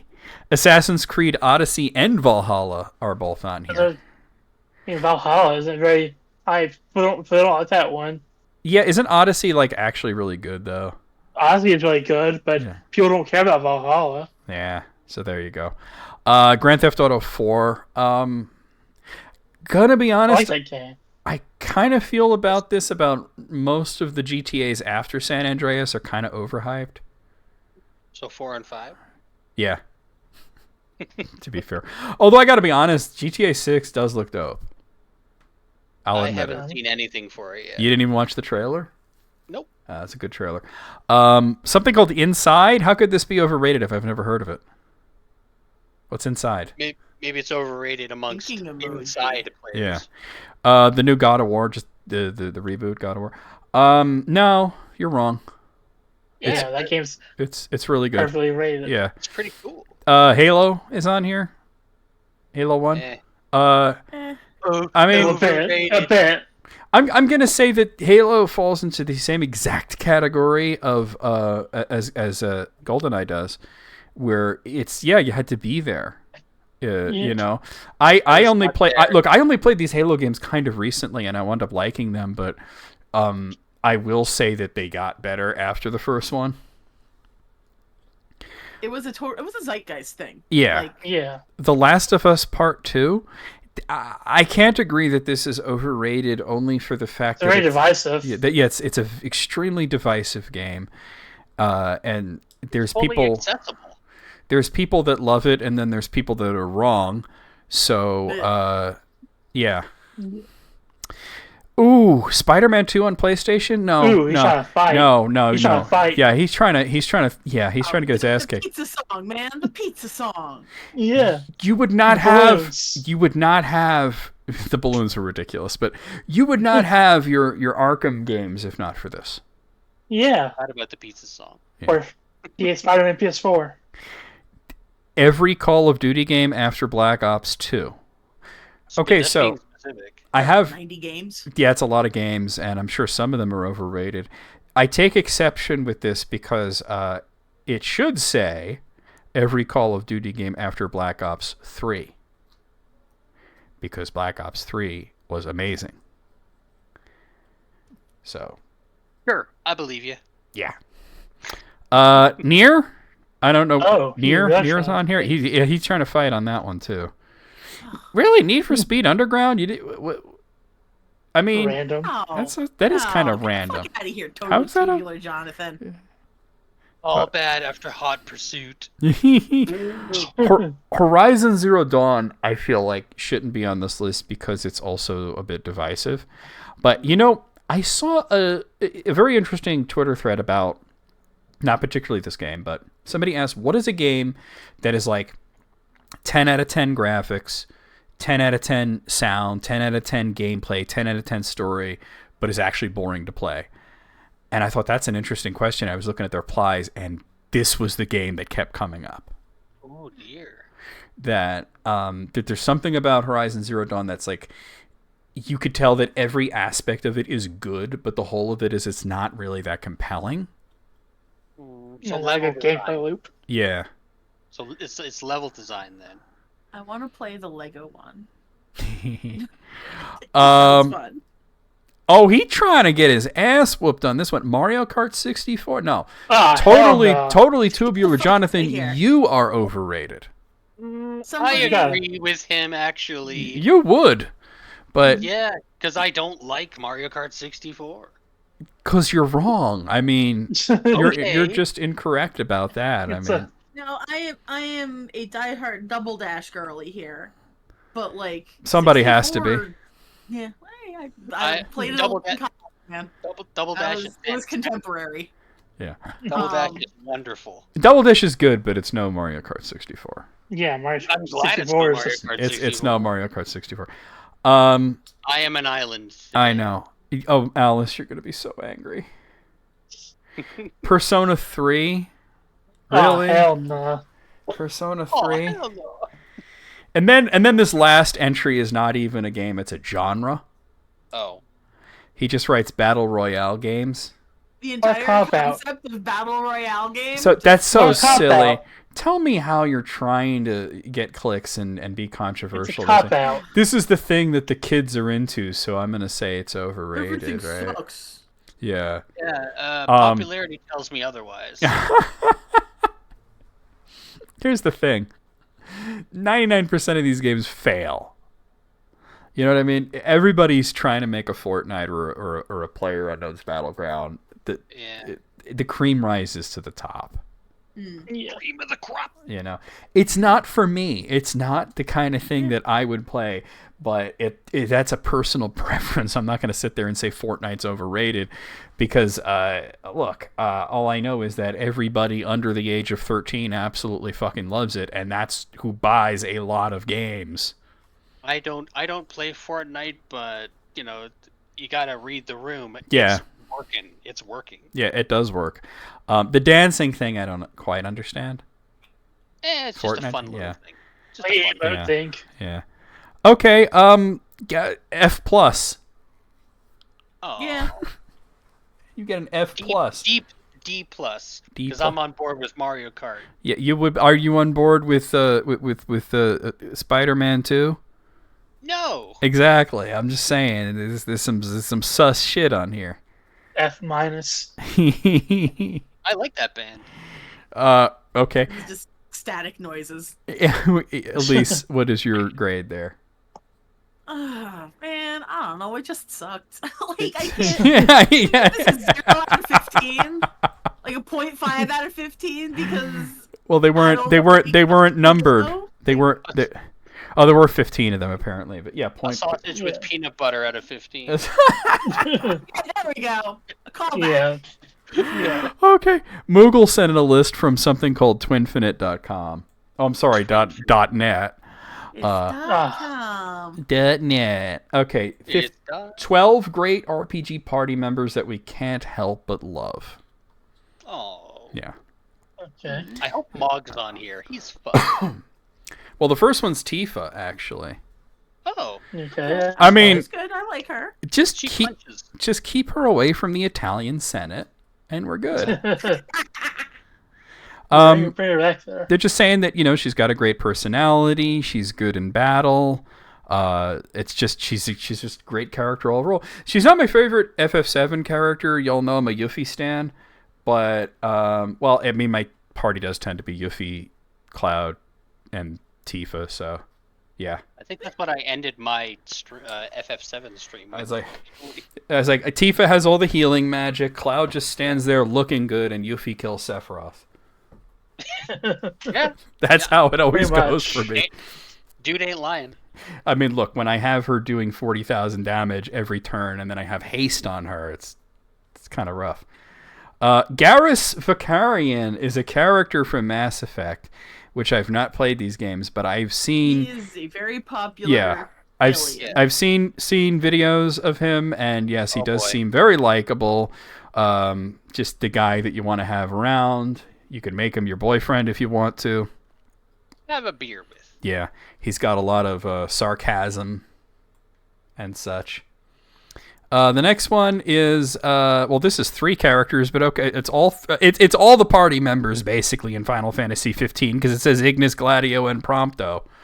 Oh, like- your car boys. Yes, this is your Yes. bachelor party dudes where you go on your road trip and kill Like a boy chaos. band. I actually have not played Final Fantasy 15 because I'm waiting for the. Great. I have it. I'm waiting for the opportunity to stream it. But yeah, no, they all seem like cool dudes. They get along. Yeah. Seemed You're gonna fine love in it. the trailers. Riku from Kingdom Hearts is on this. I have not played Kingdom Hearts. I haven't either. Oh, So- I've played several of them. Yeah. He's fine. Yeah. He gets a lot of storyline. Well, that's everybody in Kingdom Hearts, isn't it? That should make sense. Isn't that- There's isn't a lot that- of, a lot of story? Yeah, like if you Yeah. wanna explain Kingdom Hearts, I would just say there's just a lot. Yeah. I just think of the meme of like all the science symbols coming out at you. Yeah. Karth Onasi from Knights of the Old Republic, which I haven't played. Yeah. Nah, I've not No. played KOTOR. Whatever I'd the like hell, to man. play it, though. I like Hodor, but I don't like him. It kind of puts him into the same category as Garrus in the description, that he's just, snarky dude. He's So- boring. He's white bread as hell. Oh, really? Oh, Dog meat from the Fallout games. I mean, you have a dog. This is true. named good Dog boy. Meat. And there's been a dog meat in every Fallout game. There was even one in the TV series, from my understanding. So there you go. I think Dog. there was a win. There was The- a win in New Vegas. Yeah, but wasn't there a dog? It was just named Rex or something. Yeah, he's like a cyber dog. Yeah. Sylvando, the great Sylvando Yes. from Dragon Quest XI. See, I remember people would come in. I know EB was one of the people that said this. A lot of people said this. They were coming in when I was streaming Dragon Quest XI, where they would just be like, I am so prepared to hate this guy. And then I was like, just wait for a cutscene, wait for him to talk, Yeah. And then he'd start talking, and they were like, oh my God, he's the best. Yes. I would say, though, that, like, they could have given this the Final Fantasy 15 treatment and just said the whole cast, because everybody in Dragon Quest XI was pretty amazing. Yeah. Like, it was a strong cast. Frog from Chrono Trigger, really? Frog, huh? Interesting. I love Frog, Why Frog Frog is specifically, good. though? but I don't know if he's the one that I would pick. I mean, he's got a Yeah. good heart, but he's a little like he One just kind of note. plays his part. Yeah. Okay, putting him here and not Luca or Marl is tough. Mm. Yeah, You know what I Marl's mean? got more sass. Marl is the heart of the game. Hmm. And Luca's got the personality that you love, so it's tough. Yeah. Dorian Pavis from Dragon Age Inquisition, which I've only played Dragon Age Origin and its expansions, so I don't know. I have Dragon Age 2. I'm also just waiting for the opportunity to stream that, but this Inquisition's 3, right? Yeah. Yeah, I don't know this guy, so what does it say I'm about him? surprised you haven't streamed them yet, considering how much I think you actually like the original. Yeah, well, it's just with so many games, so little time, right? Yeah. Kanji from Persona 4. Very good choice. Yeah, I figured Alice would have an opinion there. I've not played Persona. Tier Grants from Tales of the Abyss. I've not played this. 9S from Nier Automata. I haven't played an ear game. Wait, I didn't think there were any party members in this. Isn't this like an action RPG? Like you said, he'll like join you to help you fight. Oh, okay. Yeah. I don't know if I would consider that a party member. Very loose. Yeah, that's a loose definition of party member, right? Yeah. Well, that's the It was list. Yeah, it was a good list, though. There's nothing on here that I'm like, hell no. Like I said, Yeah. Frog I find to be a sus choice, but like Chrono Trigger's got a strong cast, so it's tough to say that 11 out of 12. Oh, there was 12? Yeah, there were 12 of them. 10 out of 12. So 9. 11's Because there's games that I haven't played, so I don't feel Yeah. comfortable voting on them. Okay, well, here's another one that Moogle submitted, and this is from everybody's favorite website, ScreenRant.com. I knew that was going to be the reaction. It's the same exact reaction you get from CBR or Watch Mojo, But this is the top 10 best Final Fantasy soundtracks. Oh, shit. Okay. Yeah. All right, without looking, what's number one? What's the top soundtrack? 6. Like 6, it's- baby! 6. That's my guess. Or- 6. it's 6 or 7. It's one of those two, right? 7. Maybe 9. It's 6 or 7. It's probably 6, but I'm just saying 7 could edge it in there too. Or maybe 9. 9's strong, but like That's a dark horse. 9's strong, but other than the overworld theme, could you like hum a song from 9 real quick? No. Exactly. That's the It problem. doesn't like catchy. Like, I could hum a bunch of different songs from 8, and I don't even like 8, but I love the soundtrack. You know what I mean? Yeah, I mean, still good. But I'm just trying to think of like Yeah. what side Okay. like this would pick. The dark horse choice would be 4. Yeah, 4's good. 4's got a good soundtrack. That's a strong fucking soundtrack. Yeah. Yeah.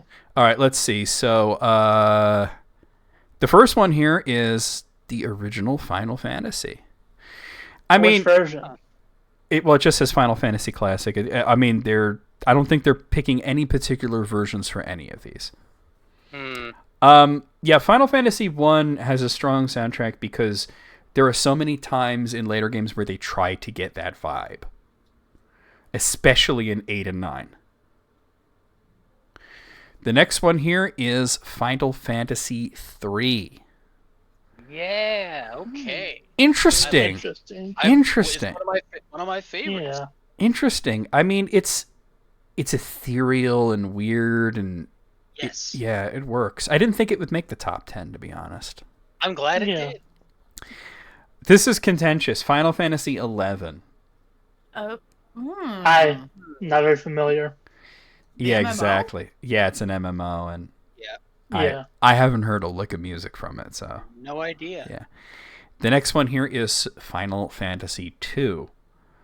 Really? Other than the fact that Swan Lake is in the soundtrack for no particular reason, this is a strong soundtrack, and especially if you play the Pixel Remastered version, they went way harder than they needed to with that remastered soundtrack. I did, and you're right. It did. They did improve Like on it. Castle Pandemonium's theme in Yeah. Pixel Remaster is way more epic than it needed to be. Oh yeah. Mr. Explosion's been playing through the Pixel remasters, and it sounds great. Yeah, they my favorite thing about the Pixel Remasters has been their handling of the music. Mm-hmm. Final Fantasy 5. Oh, job system. I know that one. 5 has some great tunes. I'll admit, the title screen Gilgamesh. theme is amazing. Gilgamesh's theme keeps coming back in each additional game. Final Fantasy 13. Oh. You know what? Say what you will about the game. Some people love it. Some people hate it. The soundtrack is immaculate. I just didn't pay enough attention when I watched someone else play it. It gave us lyrics to the Chocobo song. Really? Do you think you know can that. ride a Chocobo? Final Fantasy 12. Yes, I didn't even think of that when we were talking about what could be the best. 12 is fucking awesome. 12 Yes. soundtrack sounds like a movie. Yeah. It's very sweeping. Yes. Final They Fantasy. could finally get to that kind of place with soundtracks. Yes. Final Fantasy 10 is the next one on the list.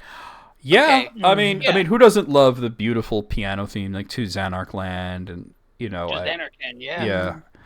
Good, but a bit high. Yeah. Final Fantasy 8. Okay, like I said, I don't like the game. I think it's undercooked as fuck.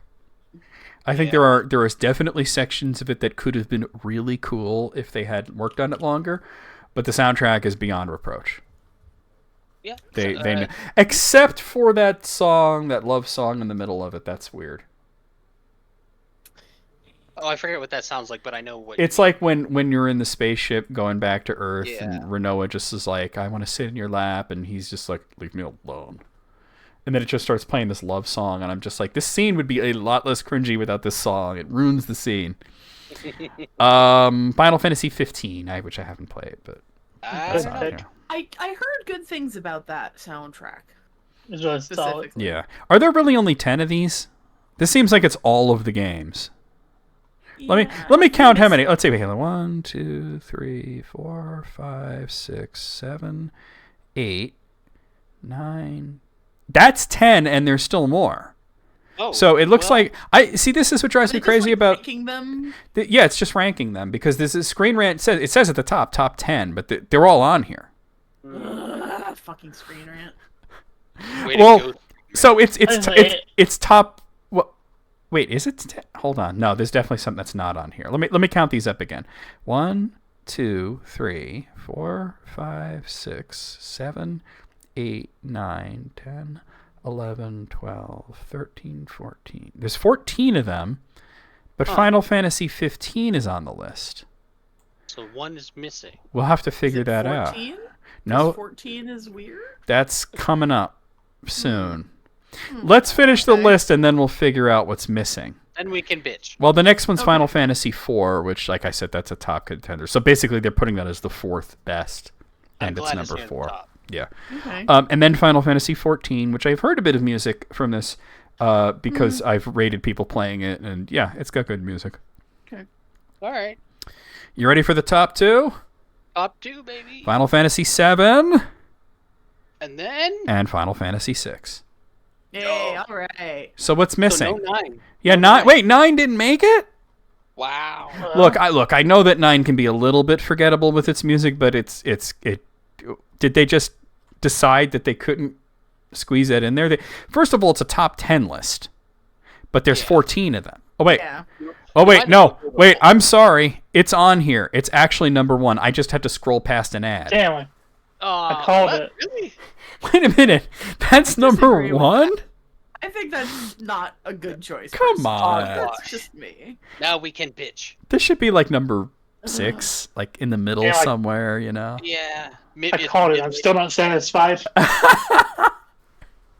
So out of 15, I'm going to give this an 8 because I'm confused by it. Yeah. I'll give it a Final Fantasy 7, FF7. FF7. I was gonna go Final Fantasy 6. So here's one from Bort. From a Regularly. YouTuber named Triple Jump. Oh, I know Triple Jump. Okay. I Yeah, they're pretty subscribe good. to you guys. 10 video game decisions that made us feel guilty. Oh. Okay. Oh no. What have you yeah. done?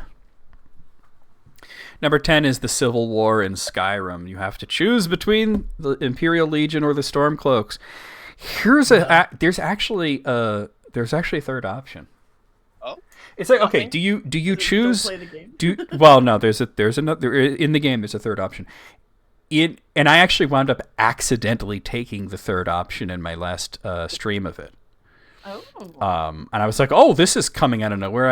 Okay, so basically, at some point, you're supposed to choose whether you side with the Imperial Legion, who tried to kill you in the first scene, or the Stormcloaks, who are terrible racists. And I have always sided with the Legion because mistakes happen, but racism is bad.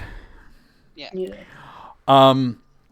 But if you do not join a side, but move the story forward, the main quest, to a certain point, you actually wind up brokering peace talks between the two. Settlement. Cool. And so instead of ending the war with a big with a series of big battles storming cities and either killing, well, I always wind up fighting Jarl Ulfric at the end, or whoever it is that you fight if you join his side, you actually wind up at the throat of the world at a peace talk, and you actually have to decide which territories go to which factions.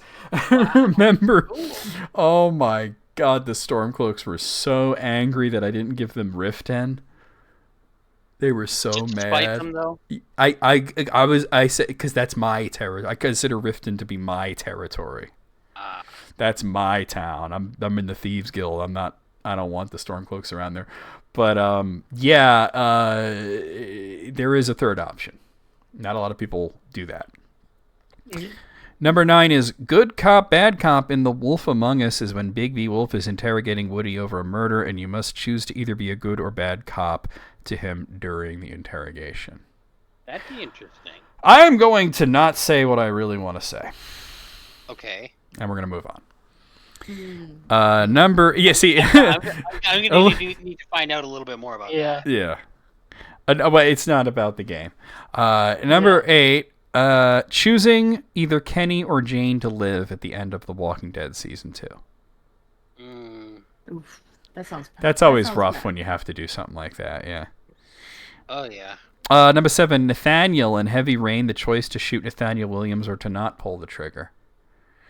Oh, yeah. The funny thing, when I was given the choice, I immediately fired. You're like, fuck that guy. Yep. So I'm guessing you had no lingering regrets or anything like that, right? Nope, No. not at all. Number 6, who to save in the quarantine section. In Cloudpunk, there are 3 available seats in the protagonist's car and 6 characters to choose from in order to escape from a toxic leak in a section of the city. You're really telling me you can't really just cram 6 people into a car? They all have to I be. think it fucking happened. Yeah. I don't care how uncomfortable it is. You're saving lives. Exactly. For me, the one that I think of is in Dragon Age, the expansion, whatever the hell it was called, where you have to choose whether to save the city or the castle. I always save the castle because I spent so much time building it up. Number 5, who to kill. Grand Theft Auto 4, which is either Derek or Francis. I guess I never got to that part. I never played I I never didn't played that one. Yeah. Number 4, Tranquility Lane. In Fallout 3 within Vault 112, you place yourself in a pod that takes you to a simulation of a neighborhood. There you choose between carrying out cruel tasks devised by the creator against the inhabitants, which end up with everyone being murdered, or using a terminal outside the pod to activate a failsafe. This failsafe ends the lives of everybody except the creator, who was stuck in there forever, who kept them in prison for 200 years. So wait a minute. So basically everybody dies no matter what. You just have to choose whether you torture them first?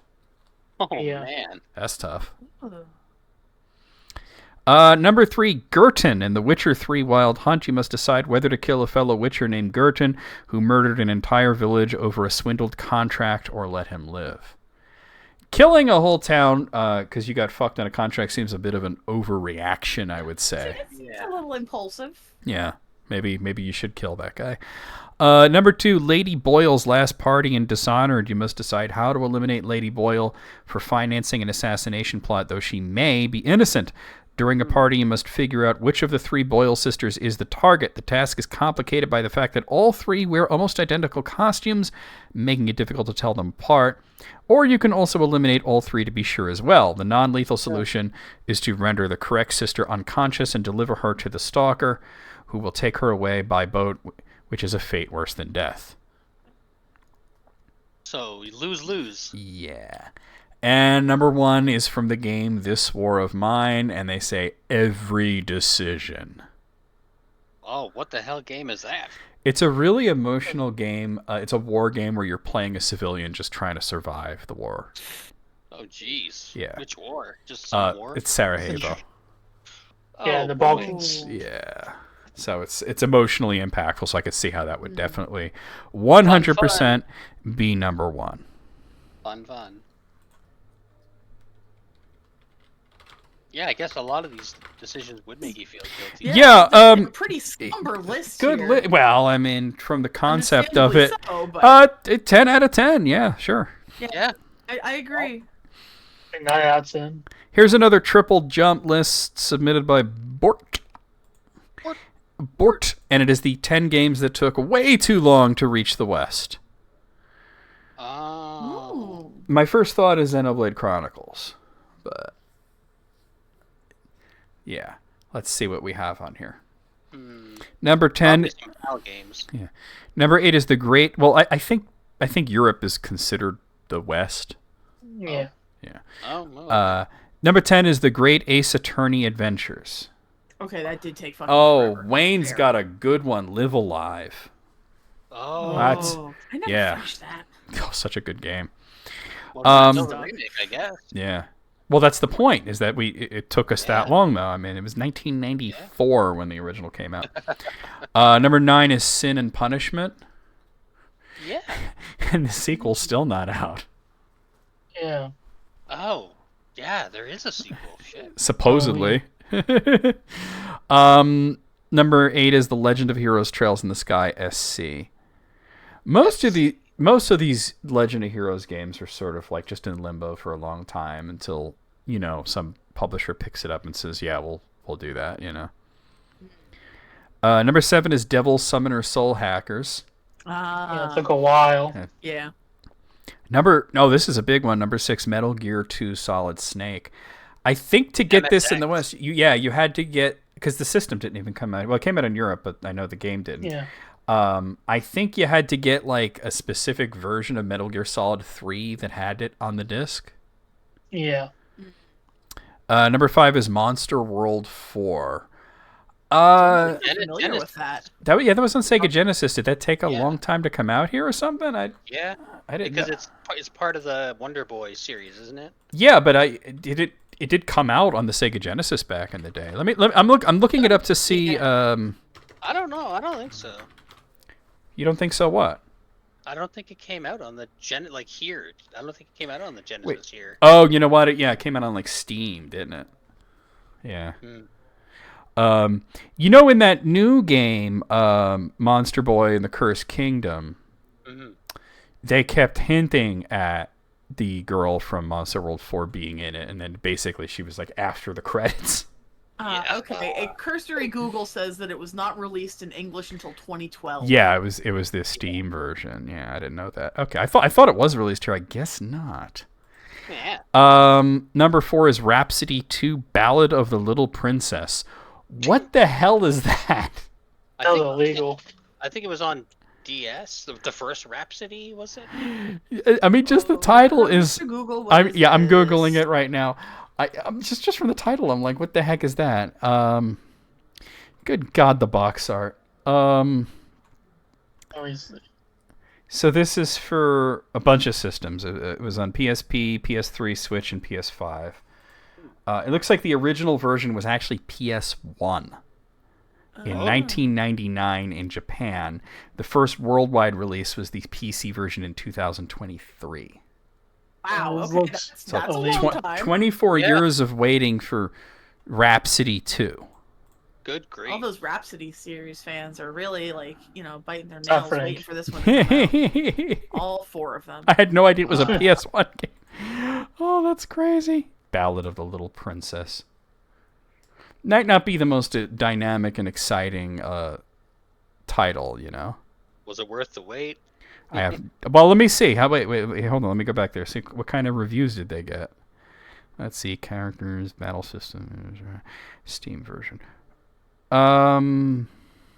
Actually, the easiest way to do this would be just look it up on Steam.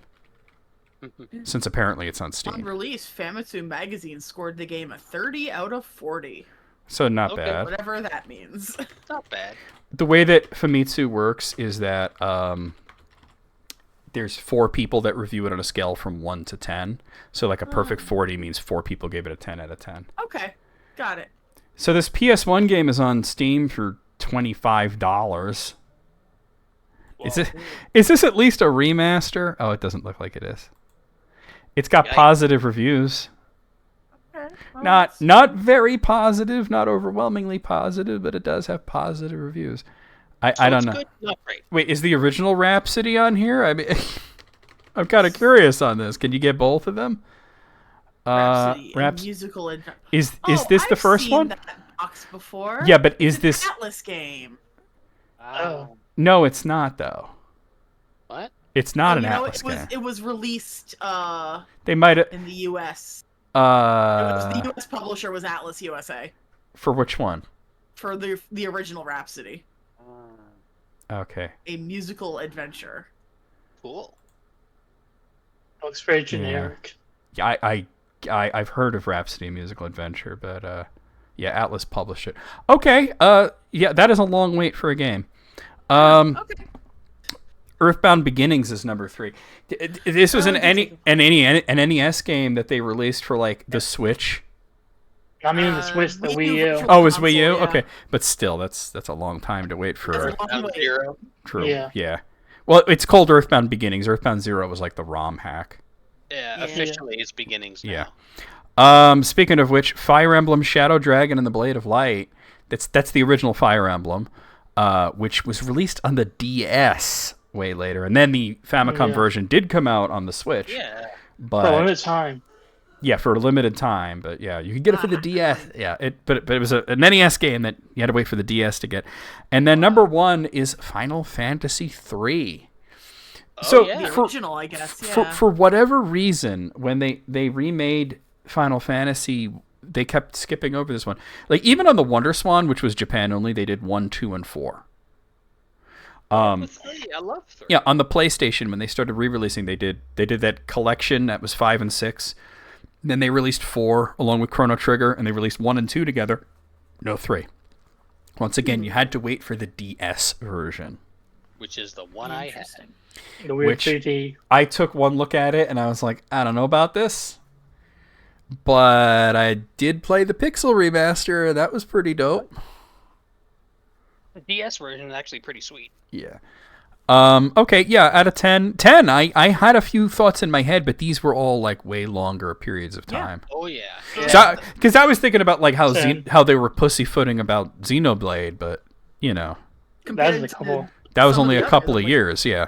I got more from board here.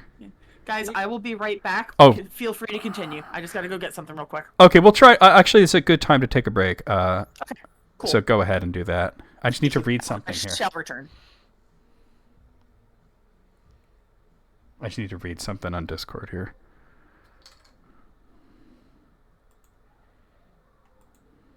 Cool. I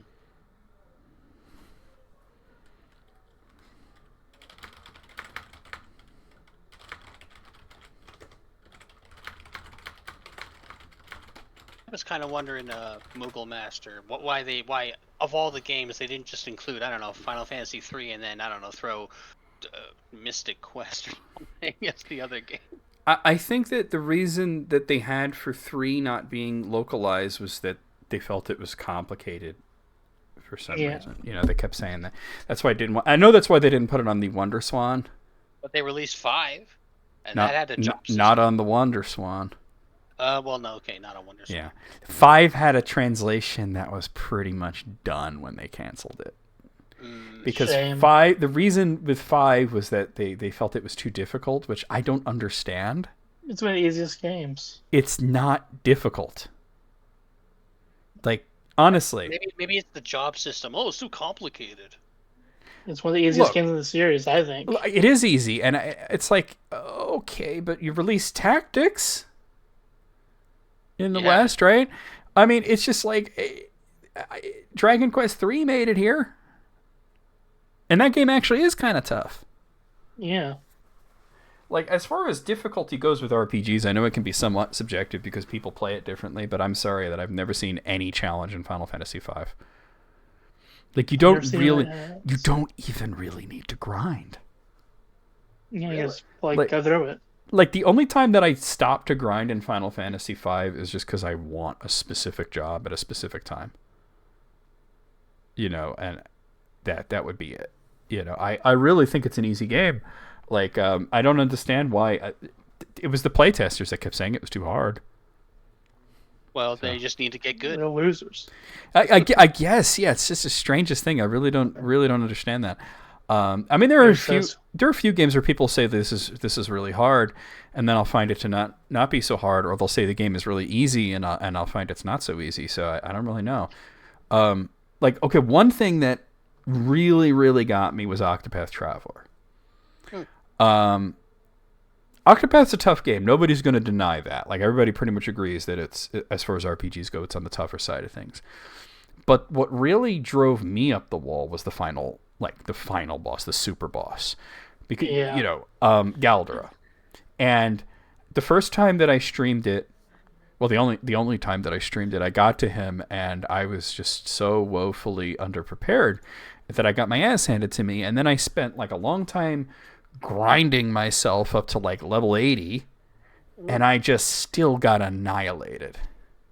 Just absolutely fucking shreked. And then I look at these, like, you know, how to beat Galdera guides on the internet, and they were all saying, like, oh, well, you know, don't grind too much because then it's too easy. You could do it at level 50. And I'm like, I'm getting destroyed at level 80, and you're telling me, okay, so I must have just, like, built my characters wrong from the jump, or just, you know. So my second playthrough, which is the YouTube playthrough that I've been uploading, I made sure from the beginning that I was prepared for this. And I still got fucking rocked at the end. So you know what I did? Oh, well, we heard you. Welcome back. So you know what I decided? I got myself to level 99. Yay! It still wasn't easy, but I did kick his ass. So how do all these other people do it so easy? I think that they just say that it's easy. You know what I mean? What game is this again? We're talking about Octopath Traveler. Okay. I think people just say that he's easy. And by the way, as far as like how optional this guy is, because some people will say that he's the last boss and you have to beat him to beat the game. And some people will say he's a completely optional super boss. Having done it, I can tell you he's a completely optional super boss. There is no grand ending. There is a small cutscene. Yeah, it's really understated. Yeah. So it is here's your achievement. Kit gets closure. He meets his parents' ghosts, and that's it. Because fighting Galdera is really about bringing the stories of all the NPCs together. The main characters don't have much of a connection to him. It's really about finding the connections between all the different people that you met along the way and piecing together this whole story that has been told since the get-go and you didn't realize because you were focusing on each individual Octopath guy's story. So I understand their choice. I just wish that there was a better reward for beating him. Okay, now we can go on to the next list because I'm done ranting about Octopath. And you got the Chivo. I did get the Chivo and like 150 parts for YouTube. Let's move on to the next list, also from Bort. And this is from a YouTuber named Stika. I subscribe to Stika.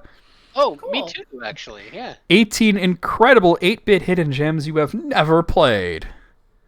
I was gonna watch this, but I've watched this video, so I've seen it. Yeah.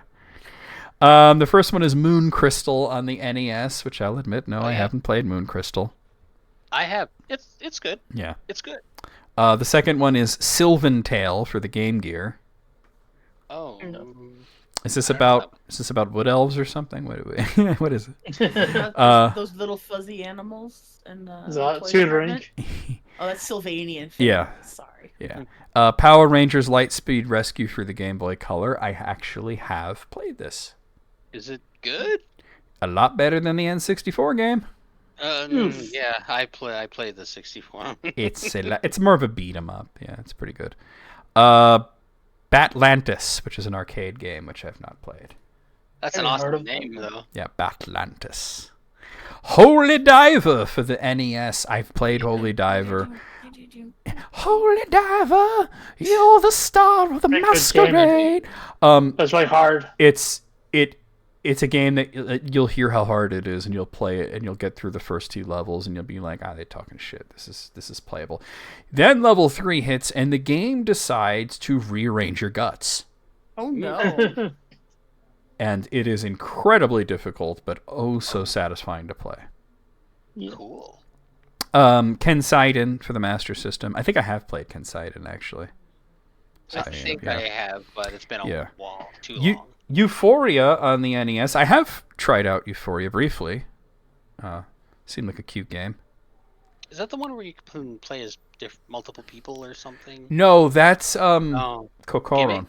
That's Kokoron. Oh, Kokoron, yeah. Yeah. Sorry. Ogre Battle Gaiden Prince of Zenobia for the Neo Geo Pocket Color. Yeah. Because it's an Ogre Battle game on the Neo Geo Pocket Color. Very obscure. Yeah, if they released it on Steam, people would buy it, like. Yeah. Hey, look, Tactics Ogre Reborn did well, so Delta Shadow for the ZX Spectrum. For all 3 of you out there that had the ZX Spectrum. It's the ZX Spectrum. I will die on this hill. It is very much not the ZX Spectrum. I think, didn't it come from the UK? Yeah, but we're not there. Are we in the UK? I don't know. I didn't have beans on toast this morning. Because you're a reasonable human being. Yeah. Shadow of the Ninja on the NES. I think, this is because the video's a little old. This just got a remaster, so I think that people are more aware of it now. This was a dope game, by the way. I did play the NES one. It's good. Yeah, awesome game. Tower of Doom for the Intellivision. I have played Tower of Doom for the Intellivision. I've seen your video. It's a game that I've played. Good? It's one of the games I've played. It's one of the games of all time. Sure is a game. It sure is. Renegade for the Master System. Everybody knows Renegade for the NES. Huh. But the Master System version, do you know the Master System version? I've seen it, but I haven't Yeah. played it. Oh, I wonder how it is, because I played the one on NES and it's not It's- that great. It's dated, yeah. Yes. The next two are actually the same game on two different versions. Cosmic Soldier 2 Psychic War, the first one for PC 988 and MSX, and the second one for DOS. Oh, Not Okay, I'm familiar. gonna sound kind of. What's an MSX? I'm It's a not familiar. MSX Japanese was computer. it's a consoleized computer that came out in Japan and Europe, Okay. and it was a lot of visual novels and Okay. Business. and Metal Gear. yeah, Metal I'm Gear. familiar with PC 88. Metal Gear started there. Yeah. Golf games. Yeah, basically, the one thing that it really couldn't do was scrolling. So any game that could be played one screen at a time. Got it. Yeah. Metal Gear. Hey. Yeah. There was a weird version of Final Fantasy on the MSX. Yeah, I've seen screenshots of that. Weird. Oh, that'd be interesting. It's a Oh. weird color choices were made. Yeah. What are we? So Cosmic Soldier 2. The reason the two different versions there. One of them is so heavily censored that it's practically a different game. Oh. Interesting. Something called Banana Prince on the NES. Why do I feel like I might have played that and like blocked it out? Banana Prince. I want to know about it though. I feel like I might What the have hell is this? blocked Wanna know out about them nanners. my memories of Banana Prince. Oh, that's not nearly as. Is this like I thought it Princess was gonna be like Tomato in the Princess Salad Pajamas. Kingdom? No, unfortunately. It's No, it's like a guy. platformer. That's a fun game. It is. This looks like Wonder Boy. no, it looks like Wampum. Oh, maybe it He's is. just a guy. just a reskin. It honestly looks a lot like Wampum. Like Wampum and Adventure Island had a baby and then peed on it. Oh. Oh, there's Like Banana the Prince. banana hair. Yeah. Seraphima for the ZX Spectrum is on here. Again. What do you mean again? God, all two of you people loving the The ZX Spectrum. Black. I wouldn't know. The ZX Spectrum doesn't exist. It sure as hell does. Black Widow, which was an arcade game. Oh, God, spiders. And then we have the Scheme for PC 88. And then finally, Heroes of Might and Magic 2 for the Game Boy Color. Oh. So, considering that the conceit of the video, and hence the list, is these are games you've never played, I'm going to take off points for the ones I have played. I think that's fair. Fair. So out of 18, I'm going to give it like a 13, I think, is a fair where to go. I am forced to give it an 18 by those metrics, Ah. but that's cool then. I will not use those metrics and use my own arbitrary one of 14 out of 18. So you I'll came use to the metric. you came to the same conclusion with a different method. I'll use the I metric reject here. reality 17. and substitute my own. Yeah. Well, I'm sorry, Alice. What was your? Using the metric 17. Since I played Holy Diver. Yeah. The one that I would recommend that everybody play is Shadow of the Ninja on the NES, or you could just get the remaster, which is really cool.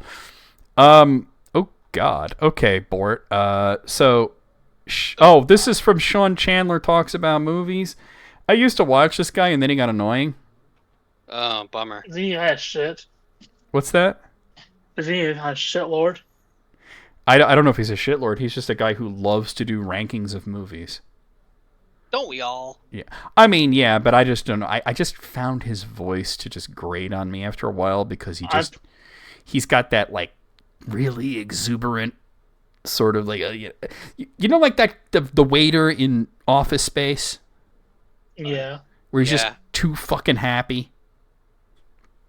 Yeah, clearly like a I think he's trying to. plastic person. What were you trying to say, Alice? Yeah, I think I heard say him being a shit, Lord, a few years back. Oh, I hadn't heard anything like that, but he did rank all of the MCU movies and shows. Oh my God. The thing is, So many. he does this every time a new one comes out, so I don't know how old this is, but It sounds like somebody's got a case of the Mondays. Yeah, WT gets it. Like, he's just like, dude, can you just calm it down a little bit? You know, I want to put him in a dumpster. You're at a 10. We need you at about a 6, okay? All right. Well, his bottom of the pick, there's 45 of these, is the She-Hulk show. That's kind of... It's sus, isn't it? Yeah. It's sus. And then Thor: Love and Thunder, which I didn't see. That one was not as well received. I've heard that, that's not great. I saw it in theaters and was let down. You were underwhelmed, huh? I was whelmed. You were whelmed. Number 43 is Thor: The Dark World, which I honestly think is better than he's giving credit for. Yeah. It was okay. It was not my favorite of the Thor movies. Number 42 is Eternals. It's awesome on the sus side. Eternals benefits from a second viewing. Oh. It is definitely more tolerable the second time. But I will admit, it's just kind of there. Not necessary. 41 is the limited series Secret Invasion, which I did not watch. I didn't know that was out. That one. Yeah. Number 40 is Captain Marvel. Nah, dude, that was awesome. You just... That's very sus. Marvel was great. You just hating. You just very hating. Sus. You're hating. The alarm is going off. You're hating. Captain Marvel was dope. What are you talking about? All the fucking 90s nostalgia, the soundtrack. There was a blockbuster video in it. It's the DH Sam Jackson? Yeah. Mother Flurker?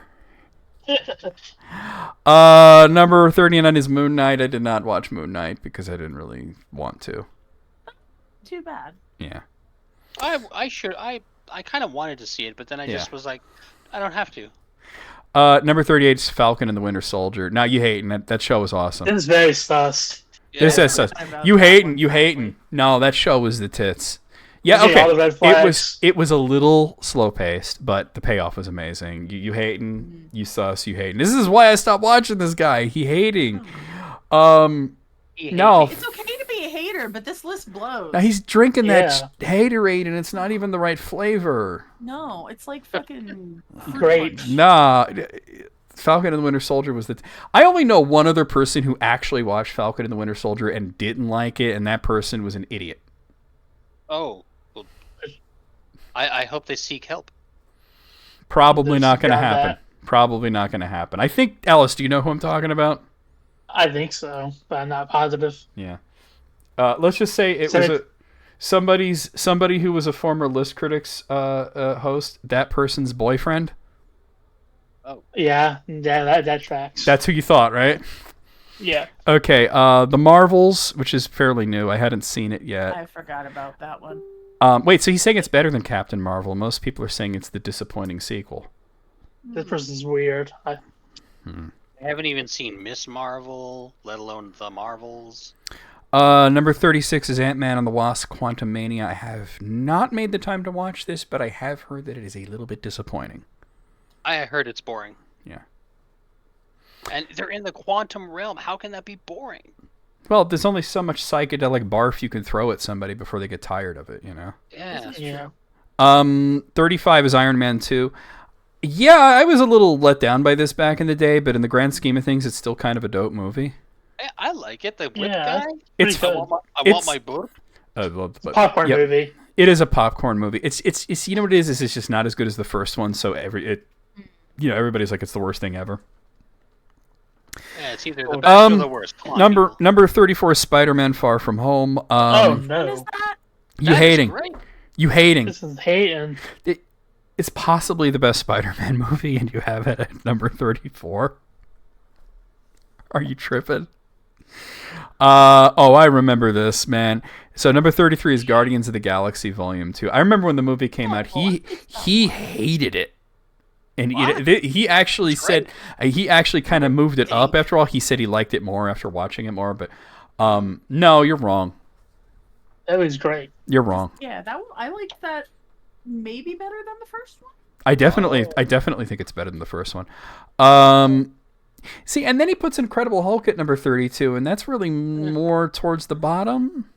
Yeah, that movie's Not- boring as hell. It's not bad. It's just It's just boring. the movie has a terminal case of Edward Norton. Yeah. Yeah. And I'm not hating on Edward Norton. I'm just He's saying just that not right for the Hulk. there's two kinds of roles that Ed Norton plays. The ones that he wants to play and the ones that you could really tell he didn't want to play. The ones that he has to play. Ones Yeah. that he wanted the Racist. money for. Yeah. Then we have Thor at number 31. Oh. I actually would agree at this point that, like, in the grand scheme of things, the original Thor is kind of middle of the road. That's Yeah. fair. But it's fine. Was like, Still good. Still liked Yeah. it. Black Widow, yeah, it's I didn't see it. it's good. Haven't seen My issue with Black Widow is about halfway through it. I am watching a Call of Duty movie. Oh, Not that there's anything wrong with that. It's just I really like their take on the Taskmaster too. I thought that was kind of cool. Doctor Strange. Oh wait, no, Ms. Marvel, then Doctor Strange. So that's the next two. Number 29 is Ms. Marvel. I didn't watch Ms. Marvel. Doctor Strange was good. I like. yeah. They took some weird creative liberties with Ms. Marvel. That Isn't- I don't know how I feel about. Isn't she but- basically like a completely different character? Like they took teenager and Muslim and then they just threw everything else out, is from what I understand. is Yeah, a lot of it basically. about her being Muslim? Well, no, but it's just saying that that's the only thing she has in common with her counterpart from the like her powers are completely different. Like she doesn't stretch or anything. Oh, Yeah, okay. it's weird. Then we have at number 27 is What If. I liked What If. That's a difficult one because each one kind of stands on its own. I was Yeah. gonna say I feel like it's a standalone. I wouldn't rank that. thing. There were a few What Ifs that were amazing, and then there were a few that were like, that was. You could do a list of Yeah. like the best What If Yeah. episodes. There you go. Number 26 is Iron Man 3. I will admit that the first time I saw it, I was so let down, and it's definitely a movie that the more we watch it, the better it is. I loved it the first time I saw it. Yeah. I thought it was great. I think it's better on each time I've watched it. It's something kind of takes you off guard at first. Yeah. Number 25 is Werewolf by Night. I didn't watch Werewolf by Night. I didn't know that's a Even know thing. that one. Yeah. Wow, we were Forgot from that Wheels. it Yeah. did. Number 24 is Doctor Strange in the Multiverse of Madness. I just rewatched this just the other day. It is such I think a it's fun better on movie. rewatch. It's a fun movie. Thought It's a it was fun movie. okay, The but first one. Yeah. if I don't see it Second again, one, I won't be sad. It definitely benefits from a rewatch. Yeah. Yeah. Ant-Man and the Wasp is on here. Yeah. Okay, so Ant-Man and the Wasp has one issue. It's about 20 minutes too long. Mm. Yeah, it just kind of felt bad. It kind of has like 3 different climaxes. You know what I mean? Yeah. And, You think it's something else, and he throws something else at you. Yeah. So he's breaking things down into seasons now. Okay, because number 22 is the first season of Loki, and then number 21 is the second season of Loki. What's the point there? I have not seen the What's the second point? season. I don't know why he broke it into seasons. But they're right next to each other. Are they that dramatically different? Like, I don't know. No. Well, no, if they're not right, if they're right next to each other, why not just put it together then? If they're right next to each Yeah. other. Number 20 is Avengers: Age of Ultron. I'm gonna be honest, this one kind of sucked. Yeah, very forgettable. That needs to be down near the bottom, like with Eternals. Yeah, I thought it was fine. that is an optimistic placement. It has a great ending. It has a lot of bullshit that gets you there, though. Number 19 is... Where is it? WandaVision. Yeah, WandaVision was the tits, though. Good one. Oh, that He's was way higher. WandaVision was the tits. My mom's been watching the sequel to it. Agatha. Agatha All Along. She says it's awesome, but she didn't know what it was. She says, "Oh, this looks cool." She thought it was a movie, and it was like the first 2 episodes of the show. And she's like, "Wait a minute! I saw the Marvel logo." I'm like, "What the fuck is this?" And I told her, "Well, it's the sequel to WandaVision, basically." And she's like, "I realized that after a while, and it was awesome, but I can't believe I was pissed off because there's only 2 episodes out." Yeah, that'll get you. WandaVision was awesome. Yeah. Ant-Man, the original Ant-Man at number 18. Yeah. It was fun. I enjoyed it. Yeah, it was fun. Substantial. You know what it is? It's just like, just let Paul Rudd do his thing on screen, and you're gonna have a good time. You know. Paul Rudd being Paul Rudd is Yeah. a movie. Love Paul you know? Rudd. Number 17 is Hawkeye. I have not watched Hawkeye. I've heard Neither good have things, I. but I've not watched it. Number 16 is Black Panther: Wakanda Forever. Yeah, Okay. no notes. No notes. Yeah. Number 15, Shang-Chi and the Legend of the Ten Rings. I watched that on Yeah. an airplane. It was. That was a good one. It's a good one. It was better than I thought it was going to be. Yeah, that's the other. It was the. nothing good. I mean, the things that they chose to call back to were all a surprise, and they were all really funny. Great action, really good special effects. Recommended. Number 14 is the Guardians of the Galaxy Holiday Special, which I did not see. Did not see that. I thought it was quite funny. I would hope I so. saw it. Yes. I would hope so. But yeah, it was very low action but high hilarity. Well, considering it's called the Holiday Special, you know that they're dunking on Star Wars a little bit, you know. Yeah. Number 13 is Captain America: The First Avenger. Yeah, this movie ruled. Yeah. He's Yeah. I love the whole like Wolfenstein sort of vibe that it had, you know. Thor Ragnarok should not be number 12. That's top 5 I material was gonna right say that there. should be Yeah. Ragnarok. This is another one that I Very just high up there. rewatched recently, and it still holds up.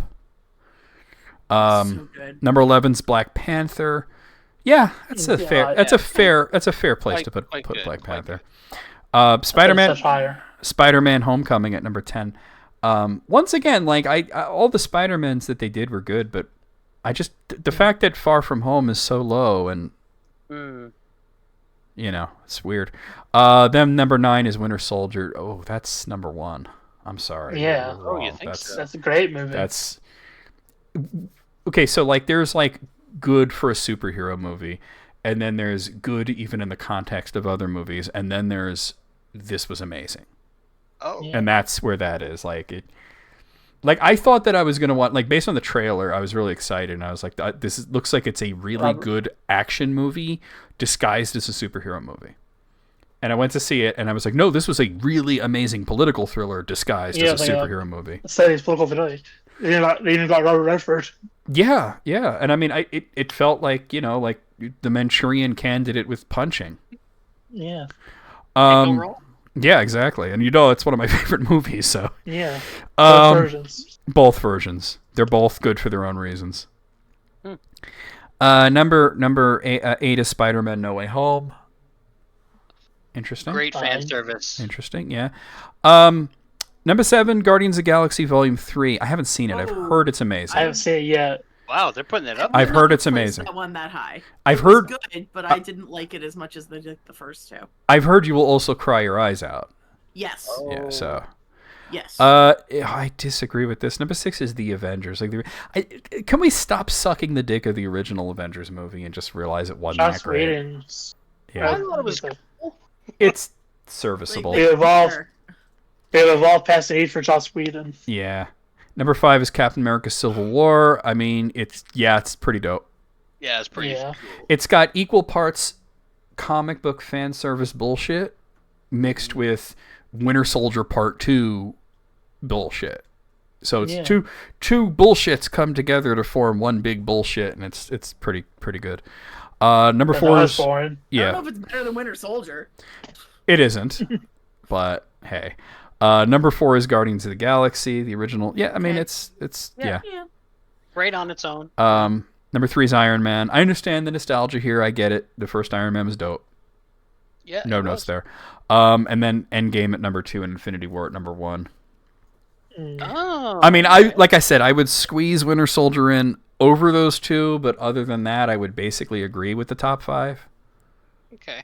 Well, I mean, maybe not Guardians of the Galaxy, but like, you know, one of the Spider-Mans would probably Thor be there. Ragnarok. Yeah. Thor Ragnarok, yeah. No, you're right. Thor Ragnarok. Yeah. That's, you know. I agree. This guy sucks. Yeah, there's a reason I don't remember the exact moment that I said I'm unsubscribing, but yeah. I have a feeling my shitlord take was. I think it was right. I haven't heard anything about that, but it's yeah. Looking at the bottom of the list, I kind of feel there may be something to that. I don't know if I'd want to hear from what you're saying his voice go through this whole list. Well, yeah, it's enough, you know. Hi, I'm Sean Chandler, and I talk about movies way too much. I'm gonna give this a 22 out of 45. 22. 17. 26. 21. I was hoping somebody would go 27. Here. Still better than another shot. Okay, from I don't get it. Totally Tubular Jonathan. Aw. It's totally I'm true, in. Jonathan, but I I'm still in. like you better than that last guy. Yeah. The most divisive video games ever. Ever? 15 of them. 15 of the most divisive video games ever. Trying to think of divisive video games. Alright. We'll see. Fallout New Vegas. It's No. probably gonna be. Let's see if I played any Oh, of these. shit. The Last of Us Part 2? It's definitely on there. Probably, it's fully right? accessible for the blind. You can't go wrong. I know. All right. Deadly Premonition, the director's cut? Odd choice. I Familiar, think but that okay. okay, so there's two types of people. There's the types of people who look at this game and they say, "What the fuck am I looking at? Why is this game that just came out look like an original Xbox game?" And then you realize that it's supposed to be kitschy, and that's the whole It's Twin Peaks the charm game. of it. Yeah. Oh, Deadly It's- Premonition? Yeah, that's the whole thing. It's sort of like Twin Peaks had a baby with like Alan Wake, you know? Yeah. Star Fox. Alan Wait, Wake is wait, always- hold on. No, Star Fox Zero isn't divisive. It's That's just bad. It's just bad. It's just kind of Yeah. not great. There's a few defenders It's of it, but playable. Like it's Yeah, it's see- a functioning game. When the people that Barely. defend it say that it's a solid 7 out of 10, you That's can't pretty call damning. it divisive. That's Death pretty damning. Death Stranding is a perfect addition to this list yeah. because it's a beautiful, wonderful experience that basically has no gameplay whatsoever. Mm. Like, it is basically a walking simulator. Hey, nothing wrong with those. I like that genre. But yes, that's the thing. Some people are like, "Where's my video game?" Oh. You know, that's why it's. Wow, an entire series is being put on here, but I can't agree more that the entirety of the Sonic the Hedgehog series is incredibly divisive. The entirety? Yeah. That's, Yeah. okay. I mean, like, I get it, but I like, see it. I see it. I see it, especially since you could never get two people to agree on where is the moment where it all started to suck. mm, Starfield is on here. oh, that's Oh, that's a relatively recent game. I feel like It's people were really hoping for Skyrim in space, and then when they just got didn't deliver. dragged. and then when they got Skyrim in space, they were like, "No, wait, we didn't want this." Yeah. Mr. Well, wait, Explosion and- DNF'd that. Yeah. Also, isn't it like kind of really short for a Bethesda game? I couldn't get into it. Yeah. It was I believe it's short, but it's also it just feels like it takes forever because the action is just boring. Yeah, I Yeah. just couldn't get into it. So the next entry is one that I would agree with 100% completely, if not for 2 extra letters put at the end of it, which is The Legend of Zelda Skyward Sword HD. Oh, wait. I mean, okay, No. there's Skyward No. Sword, yes. The original Skyward Sword Yeah. is incredibly divisive, and the remake is basically arguably fine. the Yeah. issues were removed. Yeah. They fixed it. I liked the original, and I thought that the HD was even better. But here's the thing. The reason that the original was divisive was because it had mandatory motion controls. Yes. Which is Yeah, And you can enhanced. understand, and like I said, that's why it's divisive. You may enjoy that, you may love it, and that's great. And then there's some people who are like, I don't want to wave my arms around. I just want to some play a people video really game. can't. Yeah, and some people can't, exactly. So, taking the version where you could play with a controller and saying that's divisive, like what, where some people saying, no, I don't want people to be able to play with a controller, guess what? You could still use the motion controls. Yeah. This would have been a perfect entry again if it weren't for that little Those the little HD. HD, yeah. Yeah. 100% agree. Okay, another entire series on here, and yes, the entirety of Five Nights at Freddy's is incredibly divisive. Yes. I could think of at least 6 or 7 different reasons why. I Probably don't more. disagree. This one makes sense. Yeah. I guess I just don't get the appeal of the gameplay. I also don't get the appeal, and what I Neither do always I. say here is we as a culture had already decided that Night Trap sucked. So why are we reskinning it and releasing it again? And look, Night Trap got re-released because of the popularity of fucking Five Nights at Fuckies. And they made Howard Lincoln a liar. Yeah, they made Howard Lincoln a liar because he said Night Trap would never be on a Nintendo console, and now it's on the fucking Switch. The Last of Us Part 2. Yeah, like I said, there's people that... Yep. There's We people mentioned that... already tonight. Okay, there's sort of 3 sides to it. There, like I said earlier, I was being flippant when I said there's people who love it, and there's people who are wrong. There's actually 3 sides to it. There's people who love it, there's people who are wrong, and there's also people who appreciate the game but feel it's a little too bleak. Yeah. Well, Which you should have realized because the game is called The Last of Us Part 2. It's not called Everybody Lives Part 2. The sequel to the Or The game, First of Us. the sequel to the game that made everybody cry in the first 5 minutes. Oh, yeah. Ooh. Or, if you watch the TV show as well. The TV show Rot was amazing, by the way. it's not called Big Warm Hug Part 2. Yeah. BioShock Infinite absolutely belongs on this yep. list. That Yeah. was extremely divisive. That's one of my favorite games ever. I It's liked great. it, but The gameplay is really good, but the story is questionable at best. the Excuse me? story is just weird for the I sake love of it. weird. I And- love how Give me the weird. Give me the weird. But you know what it Weird's is? fine, but It's both just, sides is... it's a lot of just like comic book event style storytelling. A lot of both sides nonsense. Yeah, they did. They threw Daisy under the bus, didn't they? Yeah. Yeah. Yeah. Um, Well, I don't care. I thought it was I liked it. I liked it a lot. Is it as good as BioShock 2? Absolutely fucking not. But I still liked it a lot. BioShock 2's alright. That's the best one. Fallout 4 and Fallout 76. I feel these are 2 separate Nah. entries. Wait a minute. No, these are both very divisive. Oh. 4 is less so these days. I thought Yes. everybody universally hated 76. I know People some, like that one I now. know some people that... Here's the thing. I know some It people got who better. absolutely loved it when it came out and then felt that it got ruined later. And then there are people who thought that it sucked when it came out and it's better now. So boy. it's been divisive twice. Fallout 4 was divisive and then people came around to it. So Final Fantasy 16. Oh. Okay, so 16. Is that here- out? Game. What is that? it's been out for like 2 years, Jesse. Oh. They're about to drop the PC version. Here's the thing. Huh. And Jesse perfectly encapsulates the problem with Final Fantasy 16 is people keep forgetting that it exists. Yeah, I seriously did not know it was It out. was a No, blip. I'm not. This isn't a bit. I know. Me too. Yeah. Every time somebody says Final Fantasy 16, I'm like, oh right, that game came out. Yeah. It's weird because I think partnered with like the scarcity of PS5s even Yeah. still, people Yeah. just didn't know it was that like it came bundled with our PS5. And can you- it was very good. Can you imagine the scarcity issue now that everybody's decided that they're not waiting for the PS5 Pro because fuck that shit? Yeah. Yeah. $700? Nah. $700 No disc drive. no disc drive, no stand. Nope. Get fucked. I don't even think the motherfucker comes with a controller.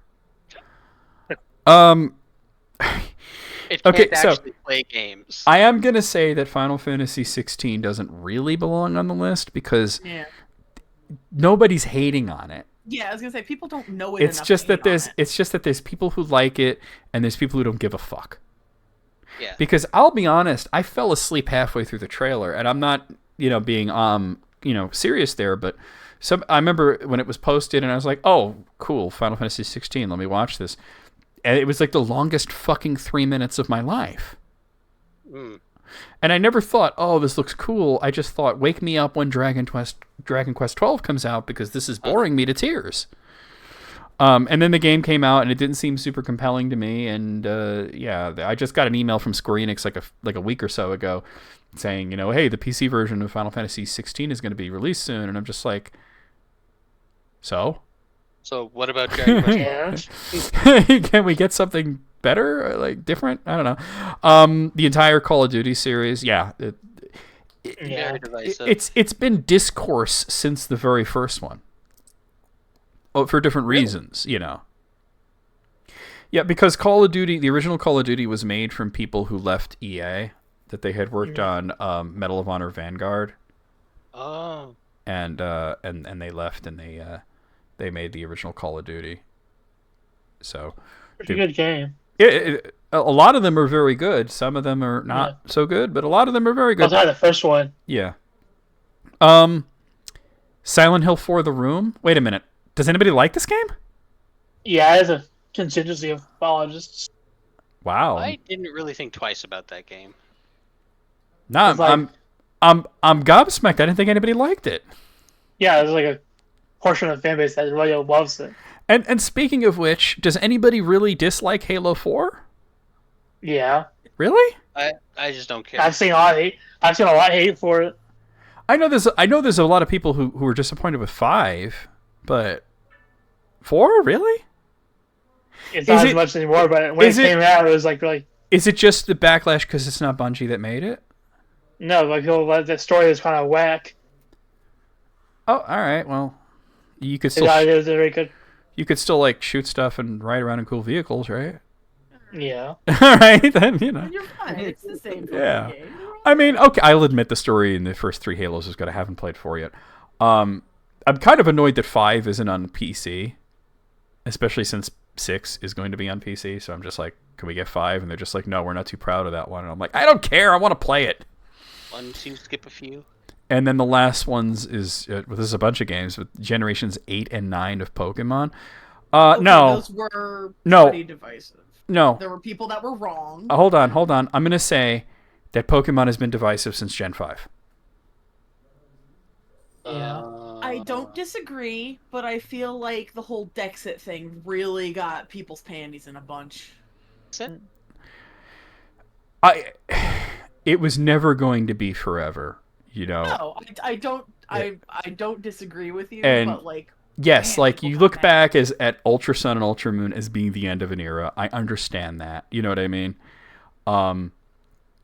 Also, jumping to console is a big thing, And some people were upset about, they were hoping the graphics would be better, especially in Gen 9. But also that Gen 9 would actually, play well. Because... like a Skybox issue. Yeah, when people were like, "How do I get Scarlet Violet to run well in an emulator?" And they're like, "It doesn't even run well on the Switch, dude. The game chugs." The worst part is that, like, I love that game. Like, it is. It's fun. One of the most fun times I've had with the Pokemon. It's great. The story's fantastic, and I'm just saying, from a performance perspective, you are not getting a solid 30 frames per second with that game. Oh, absolutely not. Yikes.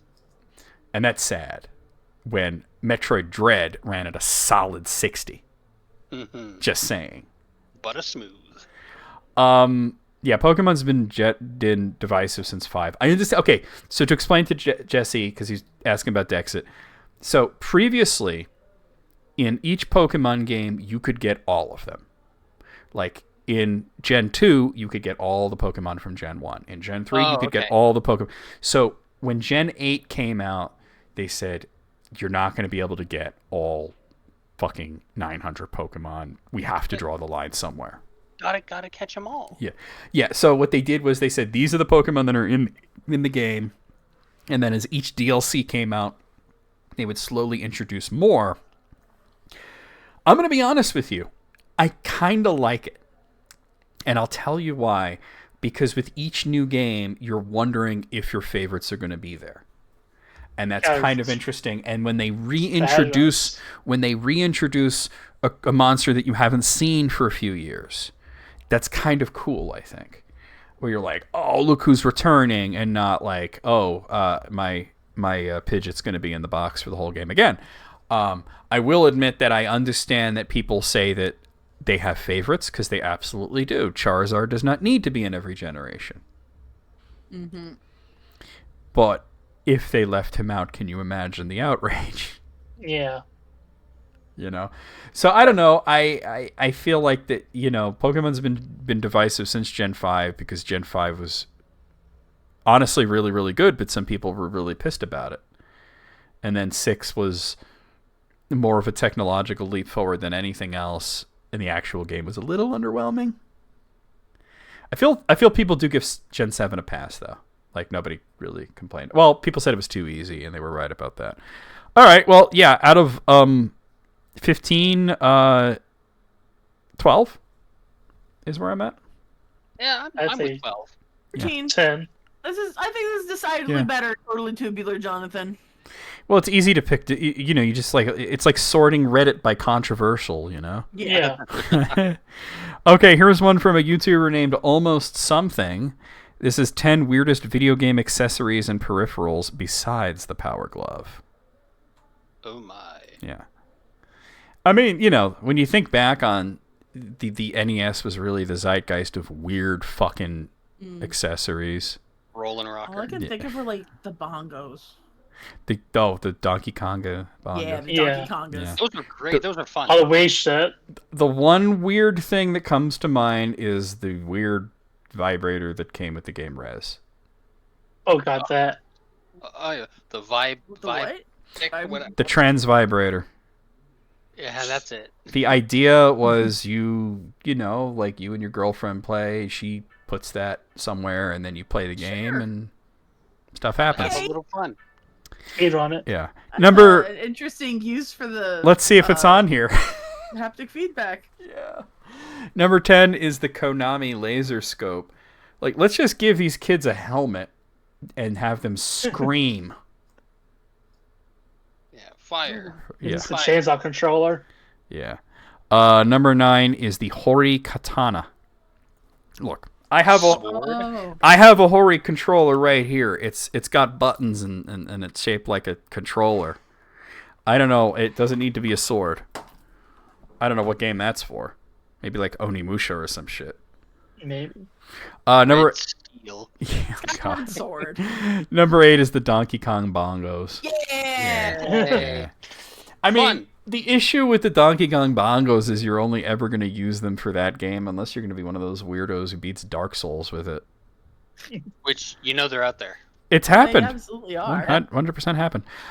Number 7 is the Nintendo Switch neck stand.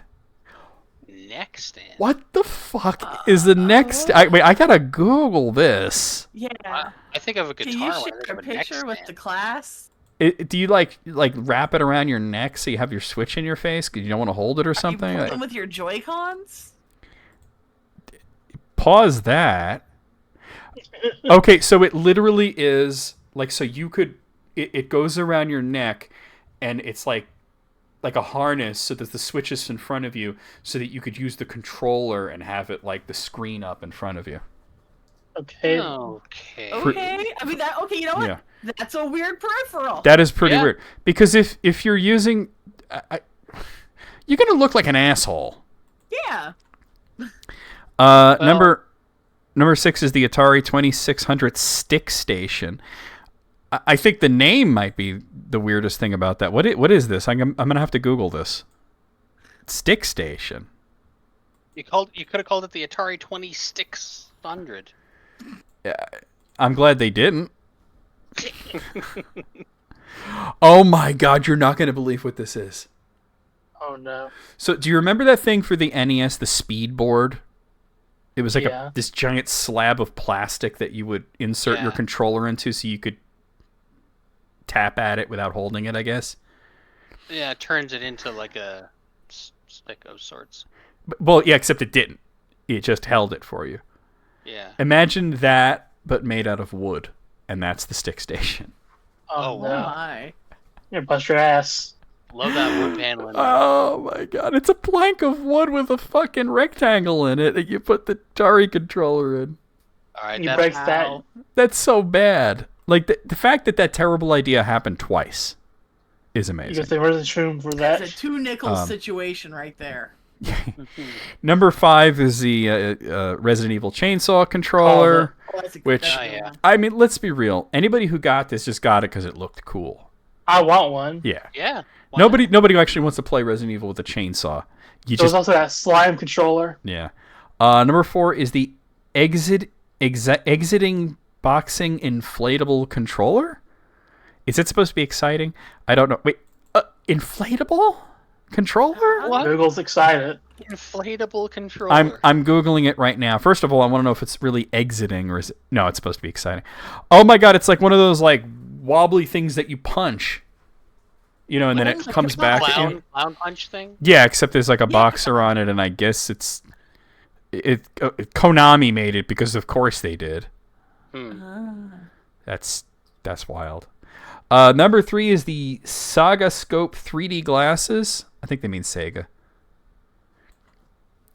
So there were a few Master System games in 3D. Yeah. Number 2 is the Sony Glastron. What the fuck? I'm googling it right now. The Sony Glastron. Oh, I've seen these before. I saw LGR did a video on them. These things are crazy. Oh, It's good. no, YouTuber. it's what is it? A VR set? Because that's what it looks like. It's a simulation. It's LCD. It's like an LCD display. Yeah. Oh, so it's like the screen. Yeah. So it's like a pseudo looks VR like where it's just the screen is in your face. Yeah. That's dumb. Great. And the number 1 is the Game Boy Pocket Sonar. Oh yeah. Oh, that's for fishing. Yeah. For Oh, fishing. yeah. I'm disappointed that the vibrator didn't make it on here. Maybe almost Maybe they something didn't needs want to get keep it demonetized. keep it family. Hey, look, if the screwattack.com talked about it back in the day. But yeah, 10 out of 10 anyway, cuz it's hard to pick just 10 weird controllers, and there are a few of these on here that I didn't even know about. I'd They say all that's fit. a pretty good Big one. I'll 10. give them Yeah. 1 to 10. Big 10. And we really just have time for one more list, and there actually is just one more list. Oh. I mean, like I said, I could have Good job, everybody. I had Bort. actually I had one more that I wanted to do, but I'm going to do Bort's list instead here. Unless you Next month. I'll hang on for next month. I'll tell you the one that I was going to do so you could get excited for next month, which is it's tweets that perfectly capture the Scholastic Book Fair experience. Ooh. Oh. That's going to be I a great remember. one for next month. Yeah, we'll do that next month. But this is from a YouTuber named Bits and Beats, and this was posted just like a few minutes ago. So, Bort, thank you for posting that again. The 20 cruelest arcade game over screens. Ooh. Oof. I think you might have to actually see these though. Oh, Yeah. Yeah. That's tough. I don't think this one's gonna work. I think I might just do the list that I was gonna do because Okay. I there's a bunch of these on here that I've never played.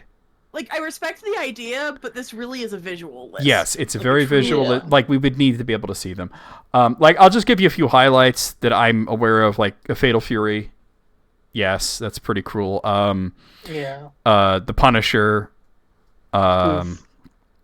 Final Fight with the dynamite. There was another one on here that. There's one with like a saw blade coming towards a ninja. What was that one? Yeah, that's Ninja Gaiden, isn't it? That's the first thing on here. Oh, yeah. Yeah. No, but wait, there was one I saw that I was like, oh yeah, but then, Mortal Kombat 4, where you're falling down the pit Yeah. and then you hit the spikes. But yeah, I think I'll just do the list that I was going to do because this is very much a. Yeah. By the way, The Punisher is getting re-released, Moogle, on the Capcom Hell Fighting yeah. Collection 2. So if you want to play it, Weird. hey, it's a cool game. Yeah, That's all I You gotta could say. PS2 Punisher. Yeah. Oh, that would be cool. Okay, so anyway, we'll do this one then. 30 funny and nostalgic tweets that perfectly capture the Scholastic Book Fair experience. Yeah. So for those of you who are not elder millennials or Gen X, those of you who are young, and you didn't know, Scholastic would have these catalogs, and you would order stuff from them, and then they would come to your school. But also they would once or twice a year have these fairs where you could just go and just buy stuff from them directly. Just big erasers. Oh, yeah. Okay, so here we are. Number 1, Adam here says, I'm sorry, but the Scholastic Book Fair did not inspire a love of reading. It created my love of shopping. Amen to that. That's true, though. This is me shopping. That's true. Number 2 here, Brooke Fletcher says, I spent all my money on the posters, gel pens, and pencil grips. That's how it'd be. The twisty pencils. I mean, if that's what you're into. Yep. Number 3, Tim Peck over here says, my love of buying books gestures wildly to the pile of to-be-read books. Number 4, Lawyer here says, if I could leave with an eraser and not a single word read, I was good. Those erasers were cool, what can I say? They were. Number 5, Tay here says, God, if you're real, please let me smell these one last time before I die. It's those scented erasers. Oh, God. Yeah. I remember those. You just go along the line. Yeah. Sniffing lines, huh? Yeah. Number 6, Braden X here says, I bought so many books that I never read just to buy something. God, it do be like that, though. Someone's got an addiction. It do be like that. Number 7, Meow here says, I'm sorry, but the Scholastic Book Fair did not inspire love of reading. It created my love of shoplifting. Never saw him do that. Man, I don't know. There were adults everywhere. How do you get? There was Something out? it Guess was you could steal one of them erasers. it was kind of chaotic. You could probably get away with it. Number 8 here, DD says, I went in for books but left with poster stickers and 0 reading motivation. Oh, posters, totally. Number 9, Chad here says, Mom, I need money for a book at the book fair. And then the book and then the book and it's the top 100 all new Nintendo secrets revealed. Yeah.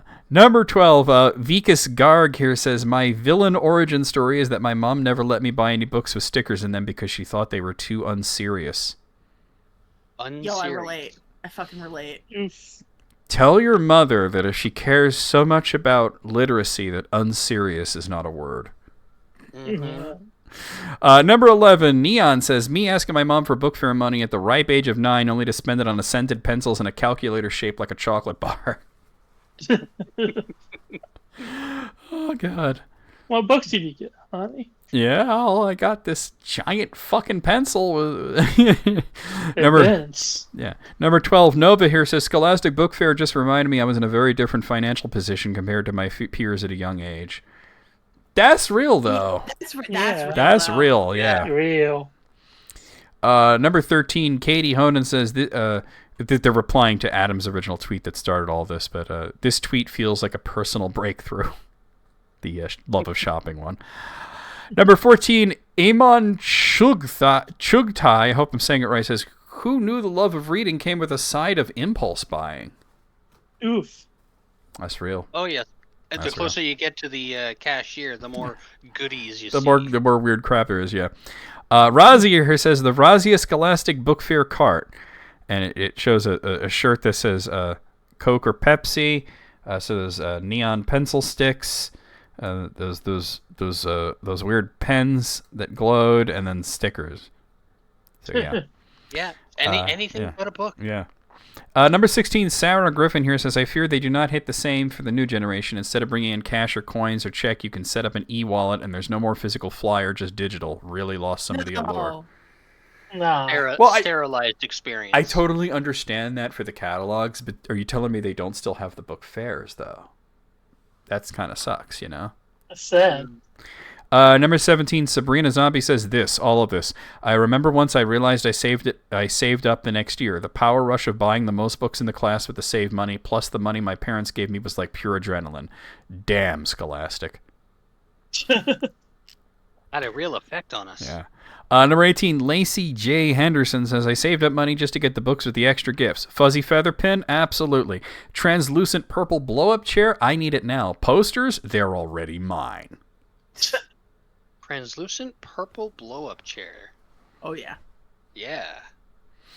Number 19, Touchgrass Ron here says, the one thing I coveted the most and never got from the Scholastic Book Fair was the Guinness World Record books. I was always jealous of the kids who got one. I got one. That was me with the I Spy books. I wanted those. Oh, those are great. Bad. Yeah. The Guinness books were very flashy, and they usually had some sparkly colors. Yeah, they lure you in. Every year that I saw one, I was like, why don't they do one for video games? And then they did one. Yeah, they did a lot more than one.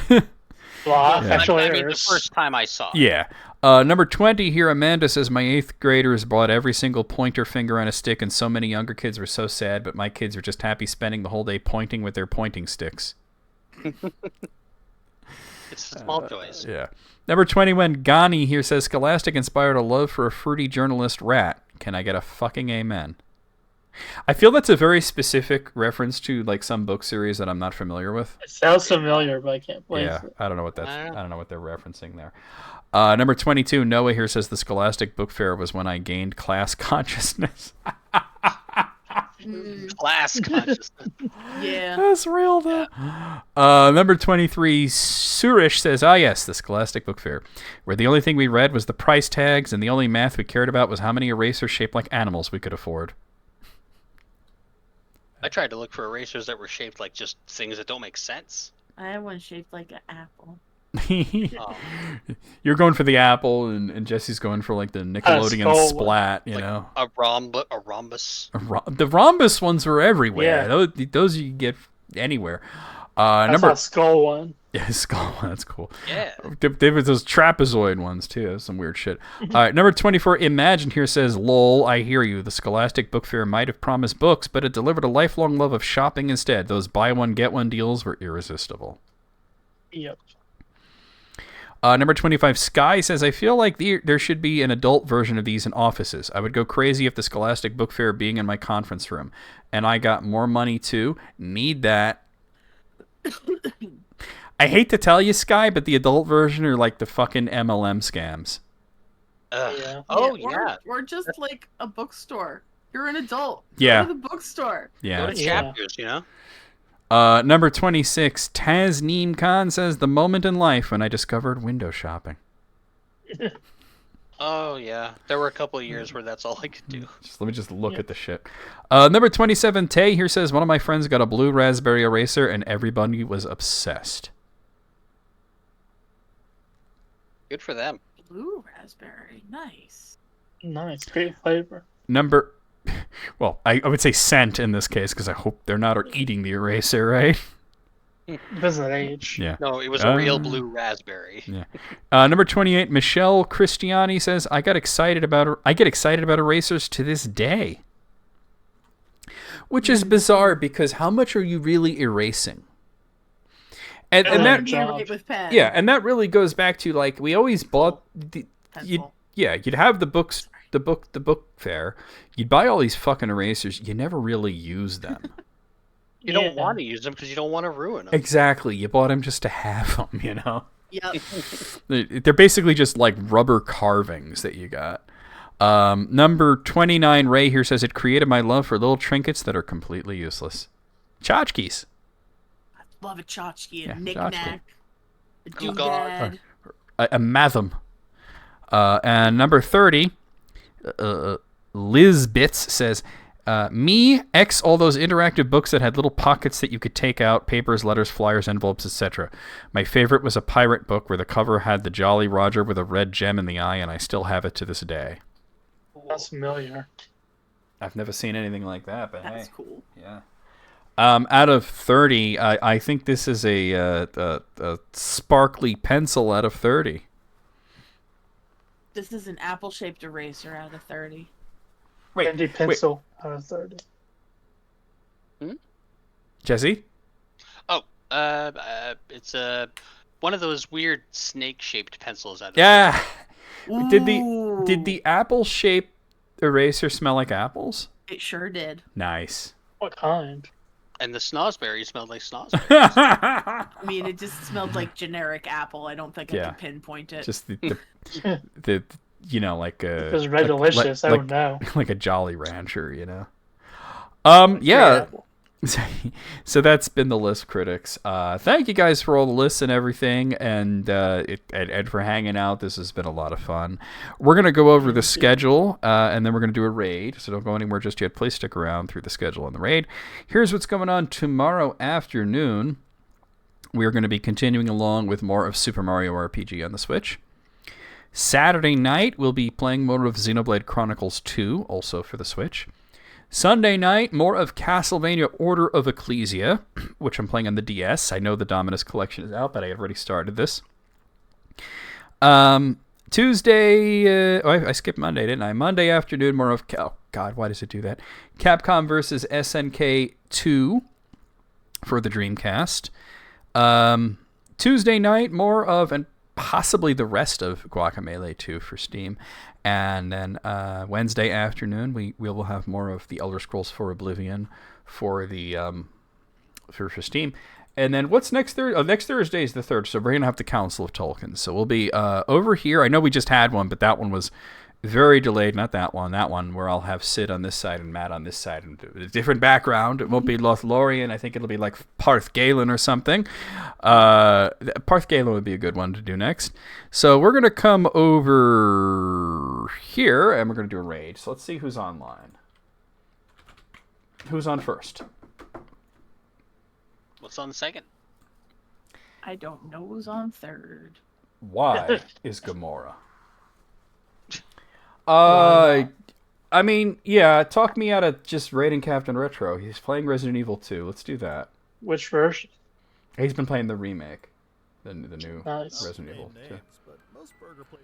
Oh my Which God, you're doesn't gonna say- make me sit through the Taco Bell commercial. They want you to use that to promo. No, well, I got a $9 credit at Taco Bell that YouTube sent me. So, oh, it's not even Yeah. Taco Bell. That was fucking Jack in the Box. But I still want tacos, just not from there. Taco, taco, taco. It's raining tacos, as they say. Let's get a raid call going. It's raiding tacos. I'm gonna put that as the raid message. Nice. It's raining tacos, comma. So put the bacon in the pan. Goddamn, put the bacon in the pan. All right, guys. There is your raid call. Copy that, paste it as we head into... I think he's actually playing the original Resident Evil 2. Oh, That is definitely not the remake, at least not from the... No, that's the OG. I don't know if he's playing on PlayStation or what, but that is the original Resident Evil 2. I'm kind of surprised. Okay, so we'll see you guys over there. We'll see you guys tomorrow for Super Mario RPG, which I've been absolutely loving. And just around in general, and of course next month we'll do more List Critics. Here we go!